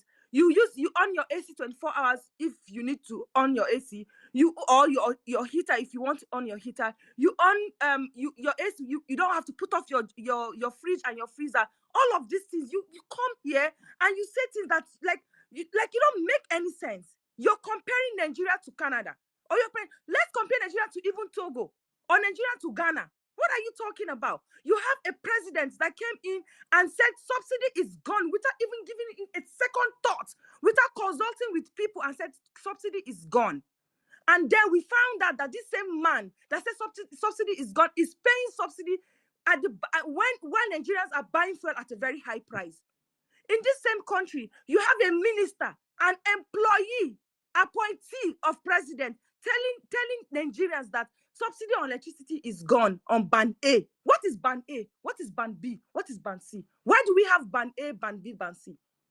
In Nigeria, I am paying electricity bill of over 200,000 naira a month, and I don't have 24 hours light in my house. I still have to pay for diesel in my estate. So what are you talking about? You're talking to us about a president that said we have to manage, and the first thing he did when he became president was to buy SUV for all the senators that cost billions of naira. You know, Have you that's not just a seen them? major lie. Please You're allow me to lying. speak. You are lying. Allow me to It's not speak, like Ika, could madam. you please be Allow me quiet? to speak. Do not interject me. When you are speaking, I didn't interject you. exactly. So you have a president that said it is hard. Nigerians should manage, but you freaking renovated or built a house of 21 billion for a vice president, and we have an existing house for a vice president. What the hell are you talking about? You have a president that said Nigerians should manage, but you need to check. You have to buy himself a private jet that took $50 million to renovate that private jet. What happened to the one existing private jet that you are using? I'm asking you. What happened to the private jet that he's using? That He says Buhari he's used. so rich. Tinubu is so rich. Why is he not using his own private jet to gallivant the whole country that they don't even want to see him? We have a government that is scamming their own people, lying to us that UAE said we have to have $10,000 minimum balance when we're applying for Oh my visa, God. and then Oh we pay my God. 664,000 naira before But Aki, as are you visa gonna allow fee. them lie like this? Can This is a you shut lie. up? Let me answer you. Can you shut up and let me talk? Then the same Okay, UAE. so hold on. So let me hold on. Let's keep it civil. I will let you Let respond her on stop Inkoshola. interjecting You know, me. let's Let her stop interjecting me. yeah. Then you said Go the ahead, go same ahead. But country, in this same country, the same UAE wrote to Nigeria to say, hey, I didn't ask for any $10,000 balance. Oh, I never asked you guys to pay 640,000 naira before you can get visa. This is between you and your country. And we all know the reason why UAE is not giving Nigerians, banned Nigerians from coming to UAE has nothing to do with indiscipline or anything. It has everything to do with CBN not paying Emirates their money. We all know that. You guys come here and make Nigerians feel like they're stupid, as if it is. Who told you the protest was going to be violent? Where did you get that from? Who said that? When we did EndSARS protest, I was part of the people that were protesting in Abuja. That protest was peaceful until we saw thugs coming out from SUV, DSS vehicle. DSS vehicle, you saw thugs from Jabi Park coming out from DSS vehicle, police, what do they call it? Hilux. In Lagos, people, we saw cars, thugs coming out from BRT. Was it Nigerians that own Nigerian citizens protesting that own the BRT? Who is in charge of BRT? What are you talking about? You guys come here, every APC member that have been here, all they say is, oh, we want to overthrow Tinubu. You stole your way. This guy literally said to clergymen that he called to come and have meeting with him that he bought the presidency. He spent his money to become president. So no, he does not have any godfather, and nobody can tell him how to run the country. And that is the kind of person you're telling nobody wants. Since you found yourself, you're able to buy your way to become president. Do the damn job. Do the damn job. You met the fuel at 165. You wait now. You met the fuel at 167 naira. Take the fuel back there because you said subsidy is gone. Now we know you're paying yourself subsidy. So please take the fuel. Don't come here and speak to Nigeria in a condescending manner, making us feel like we don't know what we're doing or we're stupid. It is our right to protest, and protest we must. If you don't want it, get the hell out of the country. After all, you're not even in the country. So don't come here and tell us that people want to burn down the country. What do we want from the man? What? cancel the office of the first lady. We have a president that his daughter said she has the office of first daughter, telling So Nigerians what to do and what not to do. just What kind of nonsense administration is that? What kind of rubbish administration is coming here to tell gaslight Nigerians? Nobody listens to you. so I mean let's keep it short. I want to make sure the mic rolls. So Oyinkoshala, I'll First let you like this, respond, and then I'll first and foremost, women like this, they're not intelligent enough. You see, when you start to attack people for no reason because you feel you're upset, what the hell is this rubbish? Are you the only Nigerian? What are you mad about that you feel the need to use slurs at me? It's very weak. You had no point. First and foremost, you're trying to say the president came in and introduced buying a private jet. If he's leaving, is he going to take the private jet home? You really need to know how to have conversations, especially in spaces Oh like my this God! that are. Just look at how you sound. Well, at the end of the day, Akin, you why have is so this much Does products Oyinka in my still he need here? to time. Why buy is she it? still here? Don't You interrupt. need to buy it Don't first of interrupt. all. Let's not interrupt. I think she allowed you to get your speaking turn. So I want to just keep it civil, please. So it doesn't go, in a very ugly direction. People are listening, and for the background noise. So when it gets rowdy, it becomes non-palatable. So let Onyekashola take her 1 minute. Please. I'm pleading for order. Thank you. Thank you very much, Aki. Onyekashola, go ahead. Women like this, I will not even engage. She talked about the president and the presidential jets and everything. First and foremost, when he's leaving, is he gonna take it to his house? He's not gonna do that. Whoever it is that comes in, even if it's your person that you have done everything, blood, sweat, and tears to try and bring in there, is gonna use that same jet that they fought for. Secondly, you're saying this president, you've said a whole lot, which is very unfair. Right now in Nigeria, how many road systems are we using? Right now in Nigeria, we've introduced student loans. Right now in Nigeria, how many things? Let me keep bringing it out to you. Maybe you really need to be informed, because you cannot just sit down and vilify a person and think no one is going to talk about it. The same way you've got supporters is the same way we've introduced the Nigerian Youth Investment Funds, even down to hunger. The president has opened the borders for grains to come in. The metric tons have been put back into the system. I mean, palliatives have been going round. For the love of God, Nigerians would also help themselves. You talked about Canada. Please People provide the can turn list on their. of the people Please that you now, like who? that This lady. Could benefited. you Please, chill? please, In the name of when you God, are could you talking, please can you chill? provide the list of people that benefited? Thank you. If he please, Seriously, Aki, Onyekashola, go ahead. seriously. And the lady talked Just about just oh God.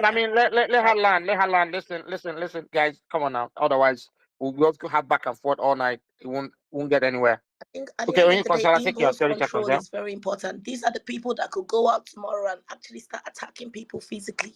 I don't know what your rage is about. Nigerian passport is the only passport that I hold in my whole life. That's my country. That's my You home. have a I would paycheck. die in Because you have Nigeria. a I will be paycheck buried. every Could you month does please not mean chill? everybody has. Could you Don't please say chill? Could you please chill? Impulse control, for the love of God. Just chill for a minute. I'm going to drop the mic and you can say whatever. Look, we're all fighting for this same nation, but I don't know where your patriotism lies. You need to come out and really say your agenda at this point. If you're talking about if you're living in Canada, putting on an AC, that's a major lie. If you're talking about that, I mean, she knows it. I mean, it doesn't work that way. And may the grace of God, you will be able to live in Canada tomorrow to see that it's all not if butterflies. I want It's to live all in not. Canada, I can live in It's Canada, madam. no, because I Can don't you? think you understand how the system works. It's not all bed and roses. They do not pick the Canadian dollar even on the road. So I pray you have the grace to go there to actually testify to all of these things. You can't come out and start using slurs at people. It's weak. If you've got your point, say it intelligently. I will talk about it. I've got nothing to say to you, Lamin, because at the end of the day, as a woman, You have woman to said woman, you nothing that is sounded so intelligent weak. on this place. So you can Nothing keep you have said that insulting is yourself. intelligent That's or fine. deep. Have a good evening. Nothing you have said that is Okay. intelligent. Let so ladies, please. Let's dial back. Itzy, I'll give you 30 seconds, and then I'll go to Omo Olubuse, and then we'll take That response was Paige. for We'll me. take I'm Dami. supposed to be the okay, one to respond to her. IQ. okay. Yes, if I'm allowed to Lamin, let me just roll the mic to Ify, okay? So that way we just Oh, we spread the love, okay? okay. APC that we know, they are often very they are always very fast in saying they did this, they did that, Like, I just asked a very simple question. We would have loved to see the list of people that have benefited from the loan she's talking about. And we're not even talking about loan. We just gave her a simple scenario. We gave her a simple example. It's not even like we're asking for too much. People are suffering. You're not even talking about. No, she's even saying, if president is going, is he going to go with the private jet? Who talks about private jet? Why does he even need to buy the new private jet in the first place? We're talking about right now the protest we want to do. We want to make our grievances to be known. We want the president to hear us. We want the governors to hear. We want the House of Rep members to hear what we are passing through. We want them to act on it immediately.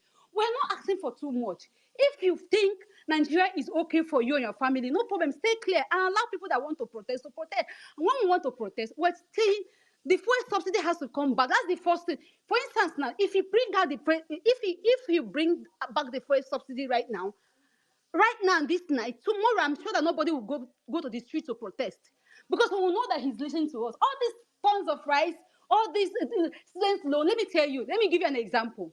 The last time they did COVID-19 loan, do you see how it goes? You will see one person get like 20 times. They will get their friends. They will get their family, APC members. They will get their friends, family. They will put fake name. I'm a banker. I see what happened in those things. They will put fake names and pay these fictitious people. You remove 50,000 or 150 and give them back the rest. That was what they did. With proof. I'm not just saying it. That was what they did. I know people that did it. They collect names. Okada people collect names, put it there. That's what they do. So if you are talking about student loan, let us have the list of people. Let us be free. Let's see people are here. If you want to collect loan, you just apply. You don't need to go know anybody. It's not a big deal. Those loan is actually what we are going to pay for. It's not as if he's dashing people. We are asking for fuel subsidy. We can't buy fuel 1,300. We can't. It is too much. People are so, and this fuel thing, everything is attached to it. Because if I go to the market and buy things this amount, when I go tomorrow and it adds money, I'll add money to my price. It's not a rocket science. People are saying tomato, we are harvesting tomato in the north, we are doing onions, we are doing this. Why is it expensive? It's expensive because the farmer cannot carry the food, the farm product from his farm to the market without paying 10 times what he was paying before. So if he add all those things, he's going to add it before he'll be able to make profit. So everything goes around the fuel subsidy. Let him bring back the fuel subsidy first. Then we'll listen to him. Because you're talking as if I think you're working with the government, no problem. So it's good you're here. What we're asking right now, this night, sit on the round table, tell him to bring back the subsidy first. Subsidize our life through fuel subsidy first. Every other thing we cannot talk about it. But if not, we are going to protest, allow people to protest. And let me remind you, before any protest goes violent, is usually when the government officials okay, look at it. We've not started protest, and they're already arranging anti-protest. As in, the protest people are saying no protest. They're already protesting, and police allow them. Then people that want to protest, the police are already warning it's going to be violent. It's only when those people come to attack people. When you come that even the NSAS was 5 days peaceful NSAS. We're all watching it. 5 good days. They were peaceful. Then I live in a airport road. When we're going, we see them. We wave. We pass that area. And they were not blocking road until the day they started countering it. They brought SUV in Abuja, scattering everywhere. Does touts use SUV, please? Does any town use SUV?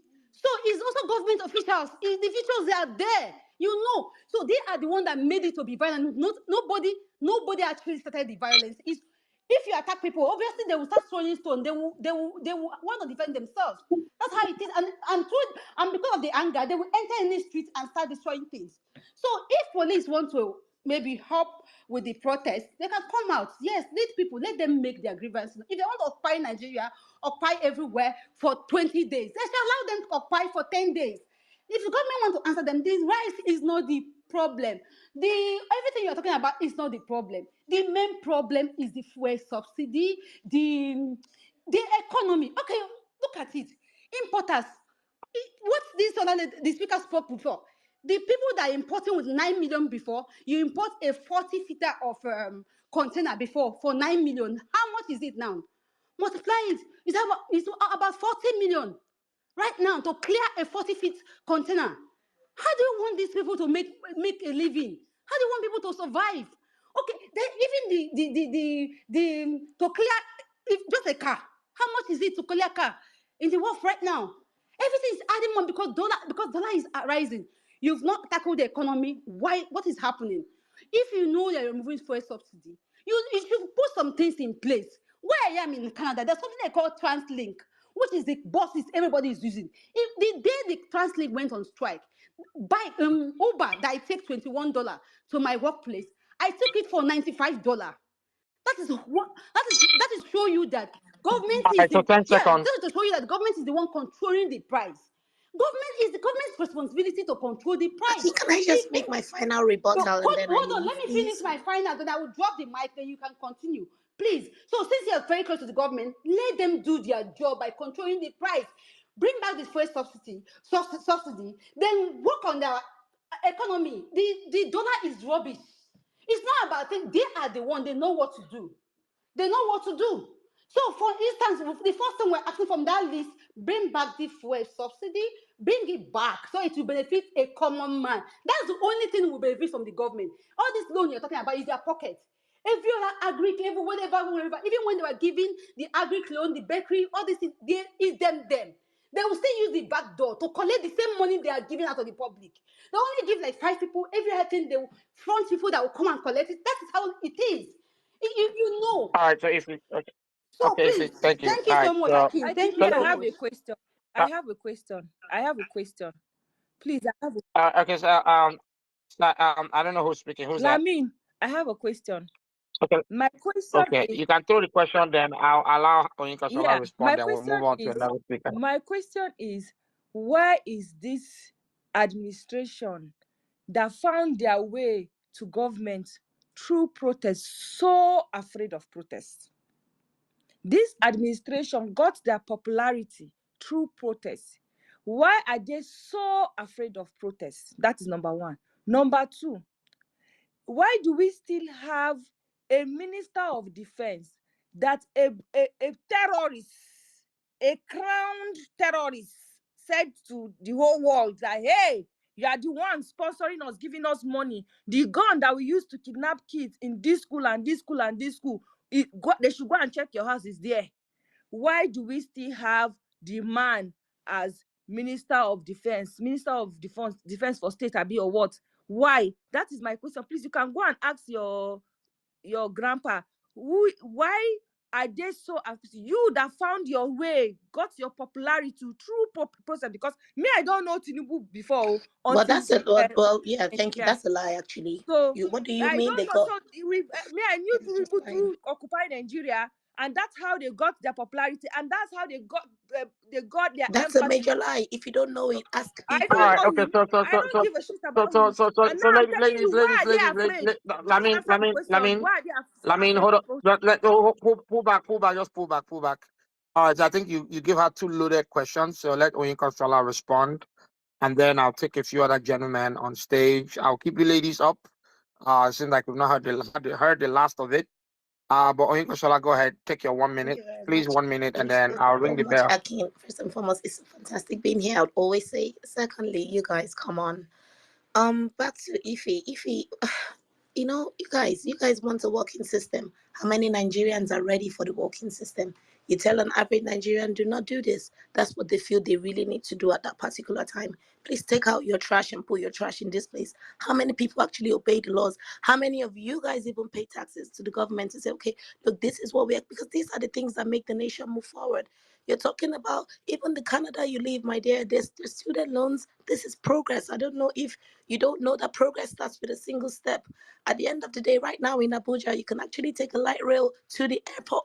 The same airport we use about 5 hours. Please now, impose control, I'm not guys. talking. I'm not talking. I'm Secondly, not I talking. mean, if you're this process, for example, you guys wanted something peaceful. In the beginning, that was not the message you were giving people. At least we heard Comrade Space, where someone came out and said, you guys almost started pointing out and killing out, you want to turn the government officials to point and kill fish, that you can just speak out. These are the things It's you said unfair before that you allow this lady go please on impose to say control. things like this. Hold on. Honestly speaking, It yeah, is because it's so looking wrong like that you allow this lady. Sure. Wait, if you No, hold on, hold on, I hold just on, want to hold tell you on. something. you You see, allow her you go All right, on so cannot to guys, spew lies. No, please. hold. Listen, what I do is I let people speak. You ladies offer to counter if there's any, mistruths or infactual information, debunk it, and I would drop it there. I don't want any gentleman on stage interfering because I don't want to feel like other voices are, trying to be oppressive. So I want to just keep it that way. So Oyinkansola wrap up and then we'll come back. Seems like we're not over yet. But 30 seconds and then I need to pass the mic to Leader then Olajiri. All right, go ahead. Thank you.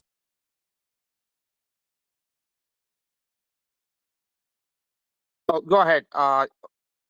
Sorry, it had a lag Yes, there. this Try is one more time. even on Space. There's no impulse control. It's bullying. If people come out to say they want to protest, it's their civic rights as Nigerians. And if people come out to say, "Look, we're not for this thing," they have a right to say it.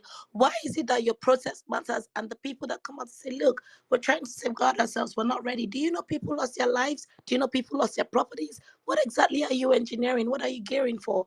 Are you looking for anarchy and chaos? We have seen people come out to openly threaten to burn down stations and everything. What exactly is the protest about that you're talking about fuel subsidy, for the love of God? You want them to remove or to put back fuel subsidy? Do we even have the money for all of these things? The little progress that we're having as Nigerians, it's not enough for you. What exactly is the problem is what I want. I don't know what the problem is. I've not seen any problem. I really think this protest at the end of the day is just impatient Nigerians. I'm not trying to sound insensitive, but that's just what it is. So, Lamin, I really need you to find your peace. I don't know why you're so upset with me. I don't even work with the government. I'm just an average citizen like you, but I cannot face your direction by force. It's not But you possible. said You cannot we bully me to you do it. refer to the You government cannot Who like insult is me to do it. You cannot force me to do it. You what's cannot my force problem every with other you? I'm Nigerian talking too. to you because you're Enough is talking enough of all nonsense. of these things. You're You guys try to speak bully people. nonsense. You try You're to trying shame to gossip. people. All right, so ladies, that was quite intense. I just had to give it 3 seconds so the audience can at least, allow the noise to settle. I'm going to open the mic, pass it on to Olajiri first, then Leader. I'll bring you in. But before the two of you speak, Ganyu has been on the stage for a very long time. I would put the mic to him. I'll call Olajiri and Leader. If they want to come in, so just hang out here. But please, let's keep it very civil. Don't interrupt people. Again, I don't do echo chambers. People are dragging me in the DMs. Why you allow her to speak? She's allowed to speak. So again, I operate a live and let live uh, system. But if I hear anything in factor, I step in. If people cross the line, promote rhetoric that is not conducive for the space, I will interrupt you because this is not a platform to promote toxic energy. Anything that is ethnic, offensive, triggering, and pleading. Let's keep it very, very clean. Okay. Daniel, go ahead. Mike is yours. I hope you're still awake. Daniel, are you there?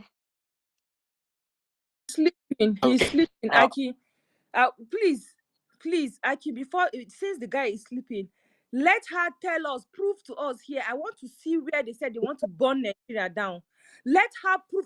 This is the jumbotron.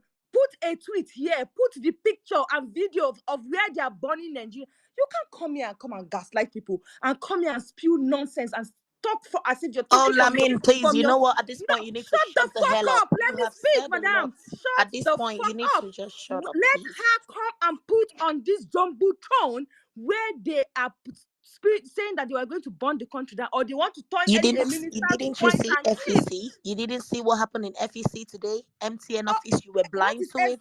Why are you He said the lying? Nigerians have said that they were going to turn people to point and kill. Put it here. I want to see it here. Aki, I have a picture Are you of trying to say in that my people did not estate. talk about the The lawmakers? facility They manager did in my not say estate. that, look, Please this check the one, leave him for jumbotron. me during the protest. Are you trying to Put say it people did not here. say You that? said Why Nigerians are you on lying, comrade Lamin? space. You said on comrade space, people want to turn politicians to point and kill. You can't Okay, come I here will and say bring up, things and don't you don't worry, have you to. want it, I will Put put it here. it on the I JT. want you to put it on this jumbotron. You have a government. You know the problem with Nigerians? We have been so conditioned to the point that we don't think we deserve anything good. Nigerians don't think they deserve anything nice. And unfortunately, we have allowed these guys treat us like this. You have politicians giving Nigerians handouts. Nigerians are complaining of insecurity, return for source. But you think your solution is to give us handouts, is to share rice. Nigerians, because we are not chicken. You're giving us rice. You're sharing rice to Nigerians. In this same rice they said they are sharing, Aki, there's a video that says Ministry of Agriculture are repacking the rice to sell it to people at 45,000 naira. What kind of ridiculous government is this? What kind of ridiculous government is this? So let me say this. Okay, so let's see what. Let's just do another thing. You go ahead, then lead that to you as well. Yeah, thank you so much. Please, can you hear me? Yes, go ahead. Okay, thank you so much. Yeah, I heard everything Oyin Consola said and her. To be honest, ma'am, you have very, very been dishonest. That's the truth. You actually need to look deeply and see how people feel in this country and think deep to yourself.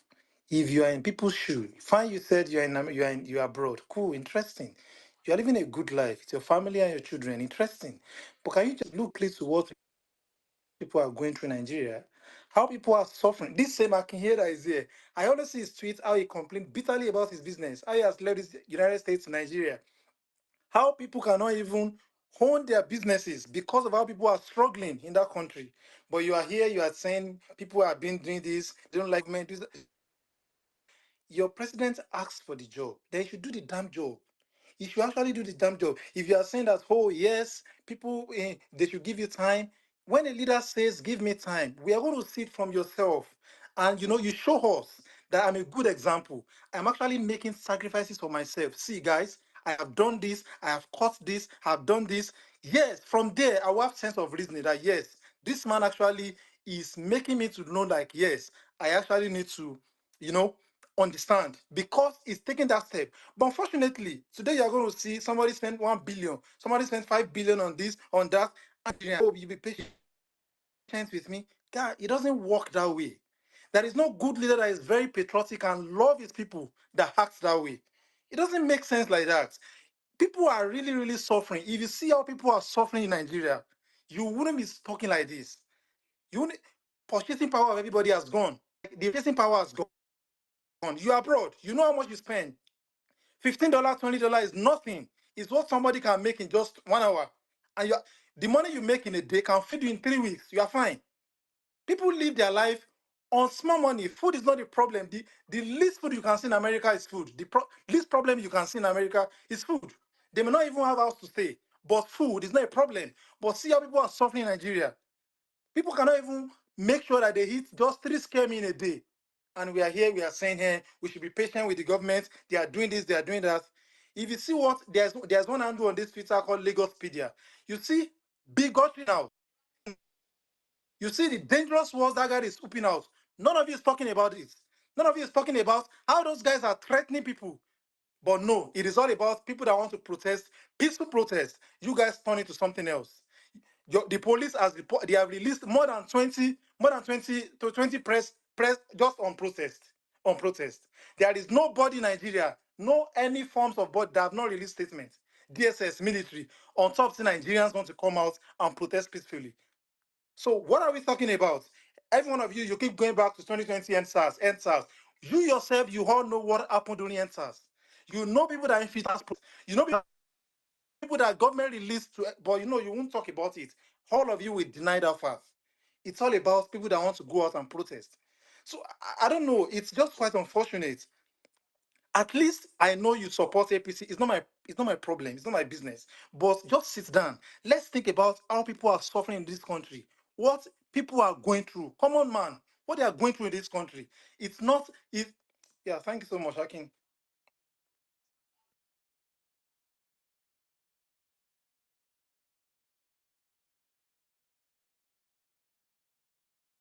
All right, leader, go ahead. All right, thank you, Aki. Aki, it's been a minute. It's been a minute I've been on this space, and yeah, it was good to have you guys. Very interesting conversation. It's always good to hear the different sides of different arguments. But me, I'm going to talk as a Nigerian and as a passionate Nigerian. And my own yardstick for judging any government is when you put yourself forward for an election. What you're saying to the electors and Nigerian people, or whoever is going to vote, is that you understand the challenges of the country and you have the unique leadership skills to solve the problems, the unforeseen problems, which because unforeseen problems are going to show up at some point, and the ones that you're already prepared for.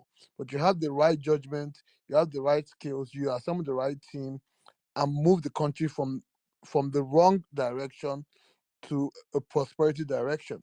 That's my only assessment for every government. And when I look at the APC government, what I see is a group of people who come together just to capture the state and capture the state resources, and they're not in the business of solving any kind of problems for Nigerians, but they're just in the business of gaslighting them and making them feel like they are victims.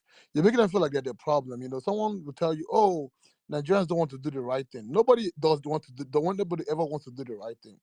It is the government of the day that makes sure there's enforcement, and that's why people do the right thing. You've lived in developed countries, Akin. People don't want to pay taxes. It is government that comes after their taxes. The government that makes sure that nobody is. And when people tell you, "Oh, you're not patriotic," don't let them lie to you. Patriotism is not if it's not by force. Patriotism is not a gift that you give to your country. Patriotism has to be backed by something. For me to be patriotic to my state has to offer me security. My state has to provide certain things for me to be patriotic for me to be patriotic to my state. I don't just give patriotism just like that because I'm part of this state and I know it's a contract. What it means is that if there's an invader from the outside, my military is going to protect me. If I get into an accident, my government is going to provide me good roads. I'm going to make sure when I get to the hospital, I'm not going to die before I get to the hospital. What also my government is going to do for me is my government is not going to make sure that it's going to make sure there is no food insecurity. When the headers farmers are having crisis, my government is not going. It's not going to keep quiet till we get to the point where we don't produce enough food for our people, where we have food insecurity. That is what the government is supposed to provide for me. When our mainstay is oil, my government is going to make sure that the refineries are working. My government is going to also make sure that since 2015 we sold more oil, more crude oil, more crude in 2015 than we have sold till 2024. That is why people become patriotic to their country. When your country has your back and make sure that they're making life easy for you and they're making sure that businesses can thrive, not stifling the voice of people, not pushing people out on the streets and then gaslighting them. The kind of pressure that our government, the kind of charade that this our government has done because of these protests, if they put it in just making sure that they're stopping crude oil theft. Because again, let me remind my fellow Nigerians, the crude oil theft that happens in Nigeria, it is not done by me and you, and me and you cannot stop it. The Navy escorts the big vessel of ships that goes out of the country. It's not done by me and you ordinary citizens. So if the government is very serious, they will protect our seas, protect our pipelines, make sure that people are not stealing our crude, make sure that we have money coming in.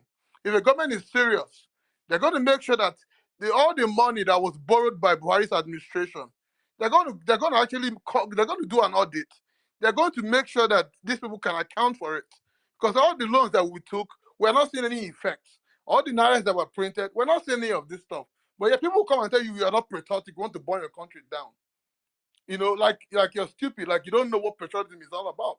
Like patriotism you just hand any government that comes, you hand in patriotism without getting anything in return.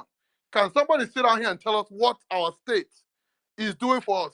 You see, unfortunately, Nigerians are the best citizens that any government, any kind of government we want to have as citizens, because we ask nothing of our government. We ask nothing. We provide our own water, provide our own electricity, provide our own security. We even build our own schools. All we ask is for security. All we ask for, because we don't control the currency, the value. We don't control those things. It's all controlled by the central bank and the government's economic team. And so all we ask is make sure that the environment is feasible. Make sure that we have a working environment where we can, when we put in stuff, we can work and do what we have to do. But yet they want to lie to you, they want to gaslight you. They want to tell that you're the problem. Meanwhile, they just all they want to do is they want to keep capturing the state, hold the resources, and keep making deals. And people are dying in poverty. People are dying because of no future. And when you want to protest, they want to gaslight you and make you be the problem. So, my fellow Nigerians, I will not waste my time with people who are not sleeping, but they are closing their eyes and act like they are sleeping. All they are doing, they're just trying to gaslight you. You cannot wake them up. So don't try to get them to feel what you think they understand it. They know what the price in the market is. They understand the colossal damage that APC has done to Nigeria. They know it. They understand it. They know it. They know why they were protesting when they said they want $1 to $1. They know it. So they're not. Don't waste your time. All you have to do is, if you're serious, you try to figure out how to hold your government accountable. That's my own advice. I'm not even advising anyone to go out and protest. I'm not saying don't protest. My thing is this: we have to understand that every day for the thief, one day the owner of the house might take over his house. And the truth is that at some point, Nigerians are going to be able to come together and take their country back. Because it makes no sense that at a time like this, any responsible government, there's something called priority. It's simple sense, common sense. You cannot tell me that I am, as a father of a house, I can barely feed my children.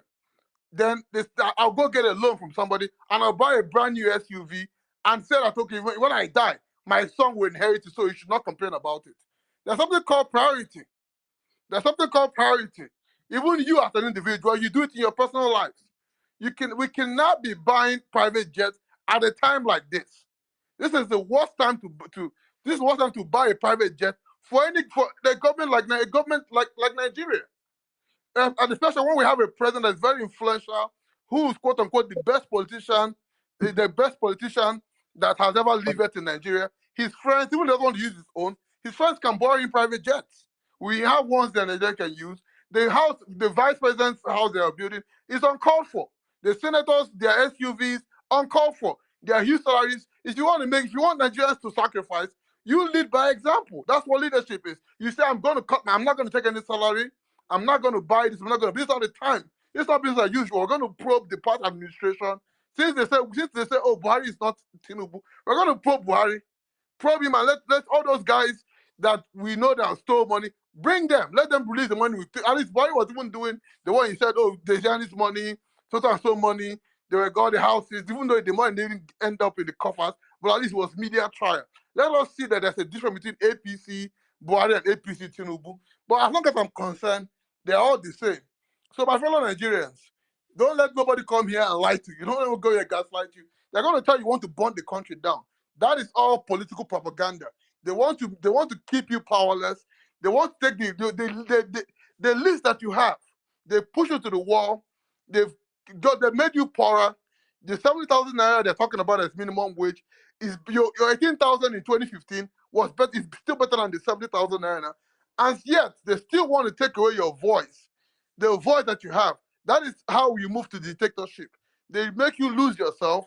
They make you lose your ability to think, and they make you think you are the one that is stupid. And they come there. These are all political Alilua boys that are getting paid for their job, and their job is to keep you poor, keep you in poverty, keep you voiceless, and continue to run your resources till they run you to the ground. So I said to you, my brothers and sisters, fellow Nigerians, please take heart, do what you have to do, stand for yourself. Nobody's more Nigerian than the next person. Nobody's father was born with Nigeria. We're all Nigerians, we all have a right, and it's time that we Nigerians, I'm talking about not the 2% of the elite. And let me also tell all these people that are making noise on social media. Leader, yeah. Yeah, wrap Give me a up, please. second, I okay. beg 10 All the people that are seconds. making noise in social, these are people that I give 5,000 naira, $5,000 to come out and rant and make noise. Many of them are not the people who are oppressing you are the ones who are the 2% of the population who are our politicians. So let's identify who our politicians are and let's hold them accountable and let's make sure that this country works, whether you like it or not. And that's all I have to say. Okay, thank you for letting me speak, and good luck to you guys. Woo! Guys, first of all, moderating is not easy. I've been doing this for 9 hours. 9 hours. So I beg, pardon me. I cannot, they wanted me to fact check. I already had two ladies on stage to offer rebuttals. I don't do echo chambers. If you're used to my spaces, I leave an open mic. I let people come. They speak their piece. If it's just me, I counter. If somebody else is on stage, they do the fighting back or response. It's been, I have loved the energy, but trust me, I'm depleted. This is what 2:30 a.m. in the morning, but I'll keep it going for a few more minutes or maybe another half hour. If I don't put you up, I had close to 200 requests. The app is not stable. I have to keep my energy level up as well. So pardon me, I listen to everything everyone says. So somebody says something that is out of place, not suitable for the space, I try to push back. So again, if I've not brought you up, there are a few people I've been trying to bring up. They keep dropping heads. That's EEHETZ. I've tried bringing you up. Ambassador Abubakar, I've tried bringing you up a few times. So I'll keep trying. If you can't come up, maybe it's your network. You might want to exit the space. Request. If I see it, I'll pull you up. But let's take Emmanuel. I think you spoke earlier, so let me make sure somebody else can speak.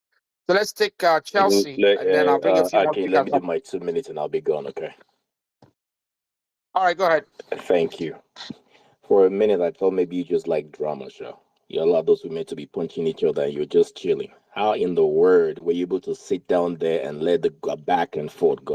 My blood pressure was rising. And me, I thought I was I was a peaceful man, but my blood rises. But at the end of the day, it just shows that we are all passionate about our beloved country. We're not fighting one another. If things were working, relatively working well, we would not be where we are today, trying to air our opinion, our views, our understanding of our homeland. Our cry, our desire is for things to be different. I've been abroad for over 23 years. I go home every year, at least three weeks in a year. And when I leave, I don't want to leave because my umbilical cord was buried in that country. I love my country, no matter how bad it is. I long to be back home. Between me and you, after all these years spent abroad, I've learned a lot. I'm looking forward to a time possibly where I can come and copy and paste the things that I learned in that country. But as it is right now, it's not conducive. And we are praying for that. The people at home wants to see that change. Those of us overseas want to see that change. Instead of us going back and forth, punching each other in the nose, below the belt and all that, let's try to see how we can come together and speak one voice. We want to end bad governance. All right, what do we need to do? Who are those economists we can talk to help us draw a plan? Because, there's this, I'm not trying to take this to a religious angle, but they say, my people perish because of lack of knowledge. You know, if you know what you came to do, if you had a game plan, that is the game plan you'll be executing. Apparently, the current administration had a game plan, and this is what they plan for. And they are okay with it. And that's why the people are saying, okay, we're no longer okay with it. We cannot keep blaming the presidency. We have the three branches of governments.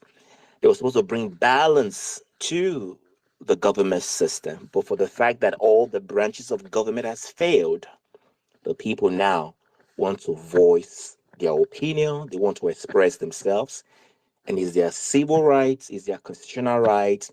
It must be allowed. My cry and my desire is that we should do it peacefully and hope that they will hear us and do something about the demands. I hit the mic and I will step down. Thank you, Akin. I don't know how you're doing it, but you've been an amazing guy. Have a good night, man. I'm gone.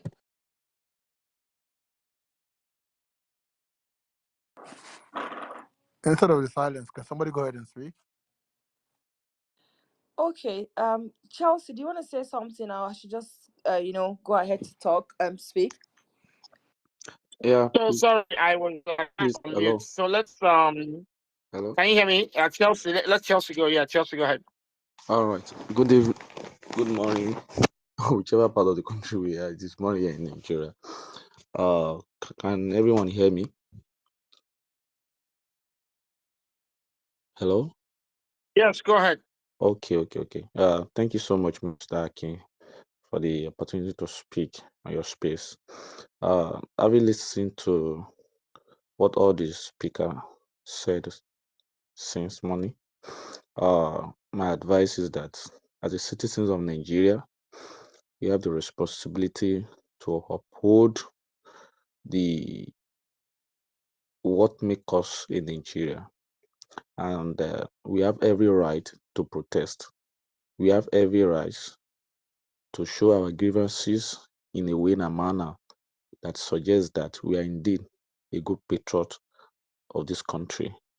So come August 1, everyone that's going to go out, please be peaceful. And my prayer is that at the end of this protest, Nigeria will be better for all. Thank you. All right, thanks. I've tried bringing a few people up. No luck. So again, we've given this a good 9.5 hour run. I've enjoyed a lot of contributions. Please, the goal is, a peaceful outcome with the protest. The list of the demands.